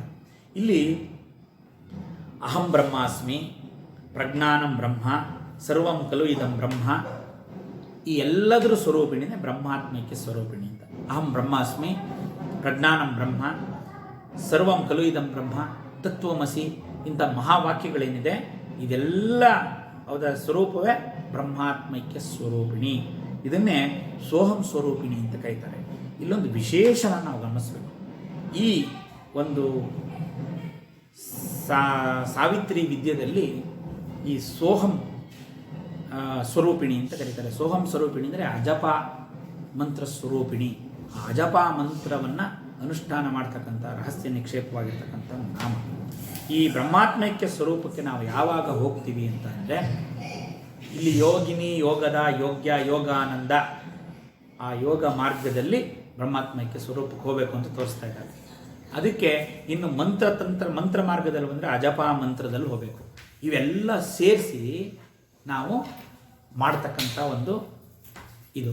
ಇಲ್ಲಿ ಸೋಹಂ ಅಜಪ ಅಂತಂದರೆ ಹೇಗೆ ಅಂತಂದರೆ, ಸರಳವಾಗಿ ಹೇಳಬೇಕು ಅಂದರೆ, ನಾವು ಬದುಕಿದ್ದೀವಿ ಅನ್ನೋಕ್ಕೆ ಗುರುತೇನು? ನಾವು ಬದುಕಿದ್ದೀವಿ ಅನ್ನೋಕ್ಕೆ ಗುರುತು ನಾವು ಉಸಿರಾಡ್ತಾ ಇರೋದ್ರಿಂದ ಬದುಕಿದ್ದೀವಿ ಅಂತ. ಹಾಗಾದರೆ ಈ ಉಸಿರು ಹೇಗೆ ಹೋಗ್ತಾ ಇದೆ? ಕೆಲವು ಸತಿ ವೇಗವಾಗಿ ಹೋಗುತ್ತೆ, ಕೆಲವು ಸತಿ ನಿಧಾನಕ್ಕೆ ಹೋಗುತ್ತೆ. ಆನ್ ಆವರೇಜ್ ಒಂದು ದಿವಸಕ್ಕೆ ಎಷ್ಟು ಸಾರಿ ನಾವು ಉಸಿರಾಡ್ತೀವಿ ನಮಗೇನಾದರೂ ಗೊತ್ತಿದೆಯಾ? ಯೋಗಶಾಸ್ತ್ರ ಬಹಳ ಅಚ್ಚುಕಟ್ಟಾಗಿ ಹೇಳುತ್ತೆ, ಇಷ್ಟೇ ಪ್ರಮಾಣ ಅಂತ. ಪ್ರತಿ ಒಂದು ಜೀವಿಯು ಒಂದು ದಿವಸಕ್ಕೆ ನಾವು ಬೆಳಗ್ಗೆ ಸೂರ್ಯೋದಯ ಆದಮೇಲೆ ಮತ್ತು ಮಾರನೇ ದಿವಸ ಸೂರ್ಯೋದಯ ಆಗುವವರೆಗೂ ಏನು ಕೆಲಸ ಮಾಡಿದಿರ, ಒಂದು ಸ್ಥಿರವಾದ ಆಸನ, ಪದ್ಮಾಸನ, ಸುಖಾಸನ ಇತ್ಯಾದಿ ಯಾವುದಾದ್ರೂ ಒಂದು ಆಸನದಲ್ಲಿ ನಾವು ಕೂತ್ಕೊಂಡು ಏನು ಕೆಲಸ ಮಾಡ್ತೀರಾ, ಹೆಚ್ಚು ಭಾವೋದ್ವೇಗ ಇದ್ದಲೇ ಸುಮ್ಮನೆ ಏಕಾಗ್ರತೆಯಿಂದ ಕಣ್ಣು ಮುಚ್ಚಿ ನಮ್ಮ ಉಸಿರಿನ ಮೇಲೆ ಗಮನ ಇಟ್ಟು, ಆ ಉಸಿರು ಒಳಕ್ಕೆ ಹೋಗ್ತಾ ಇದೆ, ಹೊರಗೆ ಬರ್ತಾ ಇದೆ, ಒಂದು ಸರಿ ಒಳಕ್ಕೆ ಹೋಗಿ ಹೊರಗೆ ಬಂದರೆ ಒಂದು ಉಸಿರು, ಒಂದು ಶ್ವಾಸ. ಈ ಥರ ನಾವು ವಿಚಾರ ಮಾಡಿದಾಗ ಎಷ್ಟು ಶ್ವಾಸಗಳು ಬರುತ್ತೆ ಅಂತ ನೋಡಿದರೆ, ಸರಾಸರಿ ಒಂದು ದಿನಕ್ಕೆ 21,600 ಶ್ವಾಸ ಉಶ್ವಾಸ ನಿಶ್ವಾಸ ಕ್ರಿಯೆಗಳು 21,600 ನಡೆಯುತ್ತೆ ಅಂತ ಯೋಗಶಾಸ್ತ್ರ ಹೇಳುತ್ತೆ. ನಮ್ಮ ಯೋಗಿಗಳು ಅವರು ಅನುಷ್ಠಾನ ಪರರಾಗಿ ಕೂತು ಅದನ್ನು ಎಣಿಸಿ ಹೇಳಿದ್ದಾರೆ, ನಮಗೆ ಇಷ್ಟೇ ಇದೆ ಅಂತ. 365 ನಮ್ಮ ಆಯು ಪ್ರಮಾಣ ಎಷ್ಟು ಅಂದರೆ 21,600 ಇಂಟು 365 ಇಂಟು 100, ಇಷ್ಟು ಉಸಿರು ಫಿಕ್ಸ್ ನಮಗೆ. ಇದನ್ನು ಹೆಚ್ಚಿಗೆ ಬಳಕೆ ಮಾಡಿದ್ರೆ ಬೇಗ ಆಯುಕ್ಷೀಣ ಆಗುತ್ತೆ. ಅದನ್ನು ಎಳೆದ್ರೆ ಈಗ ಒಂದು ಉಸಿರು ಒಂದು ಶ್ವಾಸೋಚ್ಛ್ವಾಸ ಆಗೋದನ್ನು ಕಾಲ ನಿಧಾನಕ್ಕೆ 2 ಶ್ವಾಸೋಚ್ಛ್ವಾಸ ಮಾಡಿದರೆ ಅಷ್ಟು ನಮಗೆ ಕಾಲ ಹಾಡಾಗುತ್ತೆ. 100 ವರ್ಷದ ಮೇಲೆ 1 ಸೆಕೆಂಡು ಒಬ್ಬ ಮನುಷ್ಯ ಬದುಕಿದ್ದಾನೆ ಅಂದರೆ ಅವನು ಏನೋ ಒಂದು ಸಾಧನೆ ಮಾಡಿದ್ದಾನೆ ಅಂತ. ಕೆಲವರು 100, 120, 130 ವರ್ಷ ಬದುಕ್ತಾರೆ. ವಿಶೇಷವಾಗಿ ನಾವು ಗಮನಿಸಬೇಕು, ಅವರು ಸೇವಿಂಗ್ಸ್ ಮಾಡಿದ್ದಾರೆ ಅಂತ, ಈ ಶ್ವಾಸೋಚ್ಛ್ವಾಸಗಳನ್ನು ಉಳಿತಾಯ ಮಾಡಿದ್ದಾರೆ. ಇದು ಯೋಗ ರಹಸ್ಯ. ಯಾಕಿದೆಲ್ಲ ಹೇಳಿದೆ ಅಂತಂದರೆ, ಒಂದು ದಿವಸಕ್ಕೆ 21,600 ಅಜಪ ನಡೆಯುತ್ತೆ. ಯಾಕೆ ಅಜಪ ನಡೆಯುತ್ತೆ? ಅದು ನಮ್ಮ ವಿವೇಚನೆ ಬರುತ್ತೆ. ಒಂದು ಜಪದ ಮೇಲೆ ಗಮನ ಇಟ್ಟಿದ್ದೀವ ನಾವು ಇದುವರೆಗೂ ಅಂತ ನಾವು ನಮ್ಮನ್ನು ಪ್ರಶ್ನೆ ಮಾಡ್ಕೋಬೇಕು. ನಮ್ಮದು ವ್ಯಾಪಾರ ದಿನ ಬೆಳಕಾದರೆ ಸಾಯಂಕಾಲ ತನಕ ನಡೀತಲೇ ಇರುತ್ತೆ. ನಿದ್ದೆ, ಜಾಗ್ರತೆ, ಸ್ವಪ್ನ, ಸುಷುಪ್ತಿಲೂ ನಮಗೆ ಫುಲ್ಲಿ ಎಂಗೇಜ್ಡ್, ಪೂರ್ತಿ ಕೆಲಸ ನಮಗೆ. ನಾವು ಯಾವತ್ತಾನ ಒಂದು ದಿವಸ ಇದೊಂದು ಜೀವ ಅಂತ ಒಳಗಡೆ ಓಡಾಡ್ತಾ ಇದೆ, ಇದು ಯಾವುದೋ ಒಂದು ಹೃದಯ ನಮಗೋಸ್ಕರ ಹೊಡ್ಕೊತಾ ಇದೆ, ಇಲ್ಲಿ ಏನೋ ಒಂದು ನಡೀತಾ ಇದೆ ಕ್ರಿಯೆ ಅಂತ ಗಮನಿಸಿದೀವ. ಆ ಪ್ರಾಣ ಹೋಗ್ಬೇಕಾದ್ರೆ ಮಾತ್ರ ನಮಗೆ ಜ್ಞಾಪಕ ಬಂತು. ತುಂಬ ಭಾವೋದ್ವೇಗ ಆದಾಗ ಉಸಿರು ತುಂಬ ಏದುಸಿರು ಬಿಟ್ಟಾಗ ಮಾತ್ರ ಏನೋ ಒಂದು ಉಸಿರು ಆಡ್ತಾ ಇದೆ, ಇಲ್ಲೊಂದು ಜೀವ ಇದೆ ಅಂತ ತಿಳ್ಕೊತೀವಿ. ಅಥವಾ ನಮಗೆ ಶೀತ ಆಗಬೇಕು, ಕೆಮ್ಮಾಗಬೇಕು, ಆ ಉಸಿರಾಡೋಕ್ಕೆ ತೊಂದರೆ ಆಗಬೇಕು. ಬಹುಶಃ ಈ ಬ್ರಾಂಕೈಟಿಸು ಅಸ್ತಮಾ ಇರೋರು ಉಸಿರಿನ ಮೇಲೆ ಗಮನ ಇಡ್ತಾರೆ ಅಂತ ಕಾಣುತ್ತೆ. ಅಂತ ಅದು ಬಿಟ್ಟರೆ ಬೇರೆ ಪರಿಸ್ಥಿತಿ ನಮಗೆ ಮೂಗಿಡಿದು ಬಾಯಿ ಬಿಡಿಸ್ಬೇಕು, ಇಲ್ಲಾಂದರೆ ನಾವು ಅದ್ರ ಮೇಲೆ ಗಮನ ಇಡಲ್ಲ. ಅಜಪ ಅಂದರೆ ಏನಿಲ್ಲ, ಅದ್ರ ಪಾಡಿಗೆ ಅದು ನಡೀತಿದೆಯಲ್ಲ, ಅದ್ರ ಜೊತೆಗೆ ಸೇರಿದ್ರಾಯ್ತು. ಅಲ್ಲಿ ಸೋಹಂ ಭಾವ ಅಂತಂದ್ರೆ ಏನು ಅಂದರೆ, ಹಂಸ ಮಾರ್ಗ ಅಹಂ ಸಹ ಅಂತ ಹೋಗ್ತಾ ಇದೆ. ಅಹಂ ಸಹ ಜೊತೆಗೆ ಓಂಕಾರದಲ್ಲಿರ್ತಕ್ಕಂಥ ಸೋ ಹಂ ಓ ಆ ಉಕಾರ ಅಕಾರ ಉಕಾರ ಮಕಾರನ ಇದು ಹಂಸ ಹಂಸಃ ಹಂಸಃ ಸೊನ್ನೆ ಸಾಗೆ ಅಕಾರ ಉಕಾರ ಮಕಾರ ಸೇರಿಸಿದ್ರೆ ಸೋಹಂ ಆಯಿತು. ಅದನ್ನೇ ಶಂಕರರು ಸೋಹಂ ಭಾವೇನ ಪೂಜೆ ಇತ್ತು. ನಾವು ಅರ್ಥ ನಿರ್ವಹಣೆ ಮಾಡಬೇಕಾದ್ರೆ ಸಹ ಅಹಂ ಭಾವೇನ ಪೂಜೆ ಇತ್ತು. ಅವನೇ ನಾನು ಆ ಪರಬ್ರಹ್ಮ ವಸ್ತುವೇ ನಾನು ಅಂದ್ಕೊಂಡು ಮಾಡೋದು. ಆ ಭಾವ ಬರಬೇಕಾದ್ರೆ ಎಷ್ಟು ಕಷ್ಟ ಇದೆ. ಅದು ಹೌದು, ಆ ಭಾವ ಯಾವಾಗ ಬರುತ್ತೆ? ಅದನ್ನು ಪ್ರಾಕ್ಟಿಕಲಾಗಿ ನಾವು ಮಾಡಬೇಕಲ್ಲ, ಮಾಡಿದಾಗ ಬರುತ್ತೆ. ಅದನ್ನು ಮಾಡೋದು ಹೇಗೆ ಅಂತಂದರೆ ಸೋಹಂ ಭಾವೇನ ಪೂಜೆಯೇತ್ ಅಂತ ರಹಸ್ಯ ನಿಕ್ಷೇಪ ಮಾಡಿದ್ದಾರೆ. ಅದನ್ನು ಗುರುಮುಖೇನ ತಿಳಿದು ಮಾಡಬೇಕು. ಆ ಅಜಪ ಗಾಯತ್ರಿ ಆ ಸ್ವರೂಪ, ಅಜಪ ಸ್ವರೂಪ ಸಾವಿತ್ರಿ ವಿದ್ಯೆಯಲ್ಲಿ ಬರ್ತಕ್ಕಂಥ ವಿಶೇಷ ನಾಮ. ಅದನ್ನು ಮಾಡಿದಾಗ ಬ್ರಹ್ಮಾತ್ಮೈಕ್ಯ ಸ್ವರೂಪಿಣಿ, ಆ ಬ್ರಹ್ಮಾತ್ಮೈಕ್ಯ ಸ್ವರೂಪಿಣಿ ನಮಗೆ ಗೊತ್ತಾಗುತ್ತೆ ಅಂತ ಇನ್ನೂ ವಿಚಾರ ಮಾಡ್ತಾ ಹೋದರೆ ಅನೇಕ ಯೋಗ ಮಂತ್ರ ತಂತ್ರ ರಹಸ್ಯಗಳು ನಾಮಗಳಲ್ಲಿ ಅಡಕಾಗಿದೆ. ಮುಂದೆ ನಾಮಕ್ಕೆ ನಾವು ಪ್ರವೇಶ ಮಾಡೋಣ. ಈ ತಾಯಿ ಬೃಹತಿ ಬ್ರಾಹ್ಮಣಿ ಬ್ರಾಹ್ಮಿ ಬ್ರಹ್ಮಾನಂದ ಬಲಿಪ್ರಿಯ. ಬೃಹತಿ ಅಂದರೆ ಈ ತಾಯಿ ಬ್ರಹ್ಮತತ್ವದ್ದು ವ್ಯಾಖ್ಯಾನ. ಈ ಮುಂದೆ ಬೃಹತಿ ಬ್ರಾಹ್ಮಣಿ ಬ್ರಾಹ್ಮಿ ಬ್ರಹ್ಮಾನಂದ ಬಲಿಪ್ರಿಯ, ಇಲ್ಲಿ ಆ ಬ್ರಹ್ಮತತ್ವದ ವ್ಯಾಖ್ಯಾನ ಪರವಾದಕ್ಕಂಥ ಆ ಬ್ರಹ್ಮ ಶಬ್ದದ ನಿರ್ವಚನ ಮಾಡ್ತಕ್ಕಂಥ ನಾಮಗಳಿಗೆ ನಾವಿಲ್ಲಿ ಪ್ರವೇಶ ಮಾಡ್ತಾ ಇದ್ದೀವಿ. ಬೃಹತಿ ಅಂತಂದರೆ ಬಹುದೊಡ್ಡ ವಸ್ತುವಾಗಿರ್ತಕ್ಕಂಥವಳು ಇವಳು. ಬೃಹತ್ ಮಹತೋ ಮಹೀಯಂ ಬ್ರಹ್ಮ ಅಂತ ಹೇಳಿದ್ದೀವಿ. ಅಂದರೆ ಸರ್ವವ್ಯಾಪಿಯಾಗಿ ಅಖಂಡವಾಗಿ ಇರುವುದರಿಂದ ಬೃಹತ್ ಸ್ವರೂಪಿಣಿ ತಾಯಿ ಆದ್ದರಿಂದ ಬೃಹತಿ. ಸಾವಿತ್ರಿ ವೇದರೂಪ, ವೇದಮಾತ ಗಾಯತ್ರಿ, ಅವಳೇ ಸಾವಿತ್ರಿ. ಅವಳು ಇಲ್ಲಿ ವೇದದಲ್ಲಿ 3 ಛಂದಸ್ಸು ಬರುತ್ತೆ. ಇಲ್ಲಿ ಬೃಹತಿ ಅಂತಂದರೆ ಛಂದಸ್, ಇದೊಂದು ಛಂದಸ್. ಒಂದು ಬೃಹತಿ ಅಂತಂದರೆ ಆ ಪರಬ್ರಹ್ಮ ಸ್ವರೂಪ ಬೃಹತ್ತಾಗಿರ್ತಕ್ಕಂಥದ್ದು. ಆ ಬ್ರಹ್ಮನ ಹೆಂಗೆ ಅನುಸಂಧಾನ ಮಾಡೋದು ಅಂದರೆ ಆ ಬೃಹತಿ ನಾಮನೇ ಹೇಳುತ್ತೆ. ಆ ಬೃಹತಿ ಅನ್ನೋ ಹೆಸರಲ್ಲಿ ಒಂದು ಛಂದಸ್ಸಿದೆ ಅಂತ. ಆ ಛಂದಸ್ಸಲ್ಲಿ 36 ಅಕ್ಷರಗಳು. ಈ ಗಾಯತ್ರಿ ತ್ರಿಪದ ಚತುರ್ವಿಂಶತಿ ಅಕ್ಷರ, 24 ಅಕ್ಷರ ಗಾಯತ್ರಿ. ಈಗ ಅನುಷ್ಟುಪ್ಪು ಇದು 32 ಅಕ್ಷರ, 16 32 ಅಕ್ಷರ, 16 ಅಕ್ಷರದ 2 ಪಾದದಿಂದ ಕೂಡಿರ್ತಕ್ಕಂಥ 32 ಅಕ್ಷರಗಳಿಂದ ಕೂಡಿರ್ತಕ್ಕಂಥ ಛಂದಸ್ಸು. ಅದು 36 ಅಕ್ಷರಗಳಿಂದ ಕೂಡಿರ್ತಕ್ಕಂಥ ಛಂದಸ್ಸು ಬೃಹತಿ ಅಂತ. ಇದು ಬಹಳ ಅದ್ಭುತವಾದ ವೈದಿಕ ಛಂದಸ್ಸು. ಇದು ಈ ವೈದಿಕ ಛಂದಸ್ಸು ಆ ವಿಶ್ವಾವಸು ಧರಿಸಿದ ವೀಣೆ, ವಿಶ್ವಾವಸು ಧರಿಸ್ತಕ್ಕಂಥ ವೀಣೆ ಹೆಸರು ಬೃಹತಿ ಅಂತ. ಇಲ್ಲಿ ಸರಸ್ವತಿ ಕಚ್ಚಪಿ ಅಂತಕ್ಕಂಥ ವೀಣೆಯನ್ನು ಹಿಡಿದಾಳೆ. ನಾರದನ ವೀಣೆ ಹೆಸರು ಮಹತಿ ಅಂತ. ಮತ್ತು ಇಲ್ಲಿ ಧರಿಸಿರ್ತಕ್ಕಂಥ ವೀಣೆ ಬೃಹತಿ ಅಂತ. ಆ ಬೃಹತಿ ಛಂದೋರೂಪಿಣಿ. ಈಗ ನಾನು ಹೇಳಿದ್ನಲ್ಲ, ಅಜಪ ಗಾಯತ್ರಿ ಸ್ವರೂಪಿಣಿ, ಹಂಸ ಸ್ವರೂಪಿಣಿ, ಸಾವಿತ್ರಿ ಸ್ವರೂಪಿಣಿ, ಮತ್ತು ಸಂಗೀತ ಸ್ವರೂಪಿಣಿ, ಮತ್ತು ಬ್ರಹ್ಮಸ್ವರೂಪಿಣಿ ಬೃಹತಿ ಅಂತ. ಇಲ್ಲಿ ಅದು ವೇದ ಮಂತ್ರ ಸ್ವರಬದ್ಧವಾಗಿ ಹೇಳಬೇಕು. ಹಂಸಶು ಚಿಷದ್ವಸುರಂತರಿಕ್ಷ ಸದ್ಧೋತಾಹೇ ದಿಶತತಿಥಿದ್ದುರೋ ನಸತು ದೃಷದ್ವರ ಸದೃಶ ದೃಷದ್ವರ ಸದೃಶ ಸದ ಹಂಸಶು ಶಿಷದ್ವಸುರಂತರಿಕ್ಷ ಸದ್ಧೋತಾವೇ ದಿಶತು ಅತಿಥಿಧ್ವರೋಣ ಸತು ದೃಷದ್ವರ ಸದೃಶ ಸದ್ವ್ಯೋಮ ಸದಬ್ಜ ಗೋಜಾರುತಜ ಅದ್ರಿಜಾರುತಂ ಬೃಹತು. ಆ ಬೃಹತು ಅಂತಕ್ಕಂಥದ್ದು ಈ ವೇದ ಮಂತ್ರದಲ್ಲಿ ಬರುತ್ತೆ. ಅದರಲ್ಲೇ ಹಂಸಶುಚಿಷದ್, ಹಂಸ ಅಂದರೆ ಹಂಸಶುಚಿಷದ್. ಇಲ್ಲಿ ಅಜಪ ಗಾಯತ್ರಿ ರಹಸ್ಯ, ಆ ಅಜಪ ಗಾಯತ್ರಿಯ ವಿಧಾನವನ್ನು ಒಳಗೊಂಡಂಥ ಮಂತ್ರ. ಹಂಸಶುಚಿಷದ್ ವ್ಯಾಕರಣಾರ್ಥ, ನಿಘಂಟು ಅರ್ಥ ಬೇರೆ ಬರುತ್ತೆ. ಅದರೊಳಗಡೆ ಹಂಸ ಶುಚಿ ಶಬ್ದಸುರಂತರಿಕ್ಷ ಅದನ್ನೇ ಸ್ವಲ್ಪ ವಿಸ್ತಾರ ಮಾಡಿ ಹೇಳಿದ್ದು. ಈ ರೀತಿ ಅನುಸಂಧಾನ ಸಾವಿತ್ರಿಯನ್ನು ನಾವು ಮಾಡಿದ್ರೆ ಬ್ರಹ್ಮಾತ್ಮೈಕ್ಯ ಸ್ವರೂಪಿಣಿ ಬರುತ್ತೆ. ಆ ಬೃಹತಿ ಛಂದಸ್ಸಲ್ಲಿ ಇದು ಈ ಹಂಸಶುಚಿಷದ್ ಮಂತ್ರ ಬೃಹತಿ ಛಂದಸ್ಸಲ್ಲಿ ನಿಕ್ಷೇಪ ಆಗಿದೆ. ಎಷ್ಟು ಅನುಬಂಧ! ವೇದಾಂತ ಅಷ್ಟು ಸುಲಭ ಅಲ್ಲ ಅರ್ಥ ಮಾಡ್ಕೊಳ್ತಕ್ಕಂಥದ್ದು. ಅದಕ್ಕೆ ಒಂದು ವಿಶೇಷವಾದ ಜ್ಞಾನ ಅನುಗ್ರಹ ಬೇಕು. ಅದನ್ನು ಅರ್ಥ ಮಾಡ್ಕೊಳ್ಳೋದಕ್ಕೆ ಇನ್ನೂ ಎಷ್ಟು ವಿಶೇಷತೆ ಇದೆಯೋ ನಮಗೆ ಗೊತ್ತಿಲ್ಲ, ಆದರೆ ಇಷ್ಟಿದೆ ಅಂತ. ಈ ಬ್ರಹ್ಮಾತ್ಮೈಕ್ಯ ಸ್ವರೂಪಿಣಿಯಾದ ತಾಯಿ ಸಾವಿತ್ರಿಯನ್ನು ಈ ಅಜಪ ಗಾಯತ್ರಿಯ ಮೂಲಕ ಅನುಷ್ಠಾನ ಮಾಡಬೇಕು ಅಂತಕ್ಕಂಥ ತತ್ವ ನಿಕ್ಷೇಪವಾಗಿರ್ತಕ್ಕಂಥ ಮತ್ತು ಬೃಹತಿ ಛಂದಸ್ಸಿನಲ್ಲಿ ಕೂಡಿರ್ತಕ್ಕಂಥ ಮಂತ್ರಾನುಸಂಧಾನದಿಂದ ಅವಳು ದೊಳಿತಾಳೆ ಅಂತಕ್ಕಂಥ ಈ ಬೃಹತ್ ಸ್ವರೂಪ ಅದು ಸೂರ್ಯ ಭಗವಾನ್ ಸ್ವರೂಪ. ಆ ಹಂಸಶುಚಿಷದ್ ಮಂತ್ರ ಅದು ಸೌರಸೂಕ್ತದಲ್ಲಿ ಉಲ್ಲೇಖವಾಗಿರ್ತಕ್ಕಂಥ ಸೂರ್ಯ ಮಂತ್ರ. ಅದು ವಿಶೇಷವಾಗಿ ಆ ಸೂರ್ಯ ಸ್ವರೂಪಿಣಿ ಸಾವಿತ್ರಿ ಅಂತ ಅರ್ಥ ಮಾಡ್ಕೋಬೇಕು. ನೆಕ್ಸ್ಟು ಬ್ರಾಹ್ಮಣಿ, ಇದನ್ನು ಭಾಳ ವಿಸ್ತಾರ ಇದೆ. ಬ್ರಾಹ್ಮಿಗೆ ತುಂಬ ಸಮಯ ಬೇಕಾಗುತ್ತೆ. ಹಾಗಾಗಿ ಈ ಬೃಹತಿ ಸ್ವರೂಪಿಣಿಯಾದ ಅನ್ನದ ವಸುದ ವೃದ್ಧ ಬ್ರಹ್ಮಾತ್ಮೈಕ್ಯ ಸ್ವರೂಪಿಣಿ ಮತ್ತು ಬೃಹತಿ ಸ್ವರೂಪವಾದ ಆ ಸಾವಿತ್ರಿ ವಿದ್ಯೆ ಆವಿಷ್ಕಾರ ಮಾಡ್ತಾ ಇರೋದ್ರಿಂದ ಆ ಸಾವಿತ್ರಿ ದೇವಿಗೆ ನಮಸ್ಕಾರವನ್ನು ಮಾಡ್ತಾ ಇವತ್ತಿನ ಈ ಸತ್ಸಂಗವನ್ನು ಆ ಗಾಯತ್ರಿ ಸಾವಿತ್ರಿ ಸ್ವರೂಪಿಣಿಯಾದ ತಾಯಿ ಲಲಿತಾ ತ್ರಿಪುರ ಸುಂದರಿಯ ದಿವ್ಯ ಚರಣಾರವಿಂದಗಳಿಗೆ ಸಮರ್ಪಣೆಯನ್ನು ಮಾಡ್ತಾ ಶ್ರೀಮಾತ್ರೇ ನಮಃ ಶ್ರೀಮಾತ್ರೇ ನಮಃ ಶ್ರೀಮಾತ್ರೇ ನಮಃ ವಶಿನ್ಯಾದಿವಾಗ್ದೇವತಾಯೈ ನಮಃ ಉಮಾಯೈ ನಮಃ ಉಮಾಯೈ ನಮಃ ಉಮಾಯೈ ನಮಃ ಅಂಬಾರ್ಪಣಮಸ್ತು. ಸ್ವಸ್ತಿ.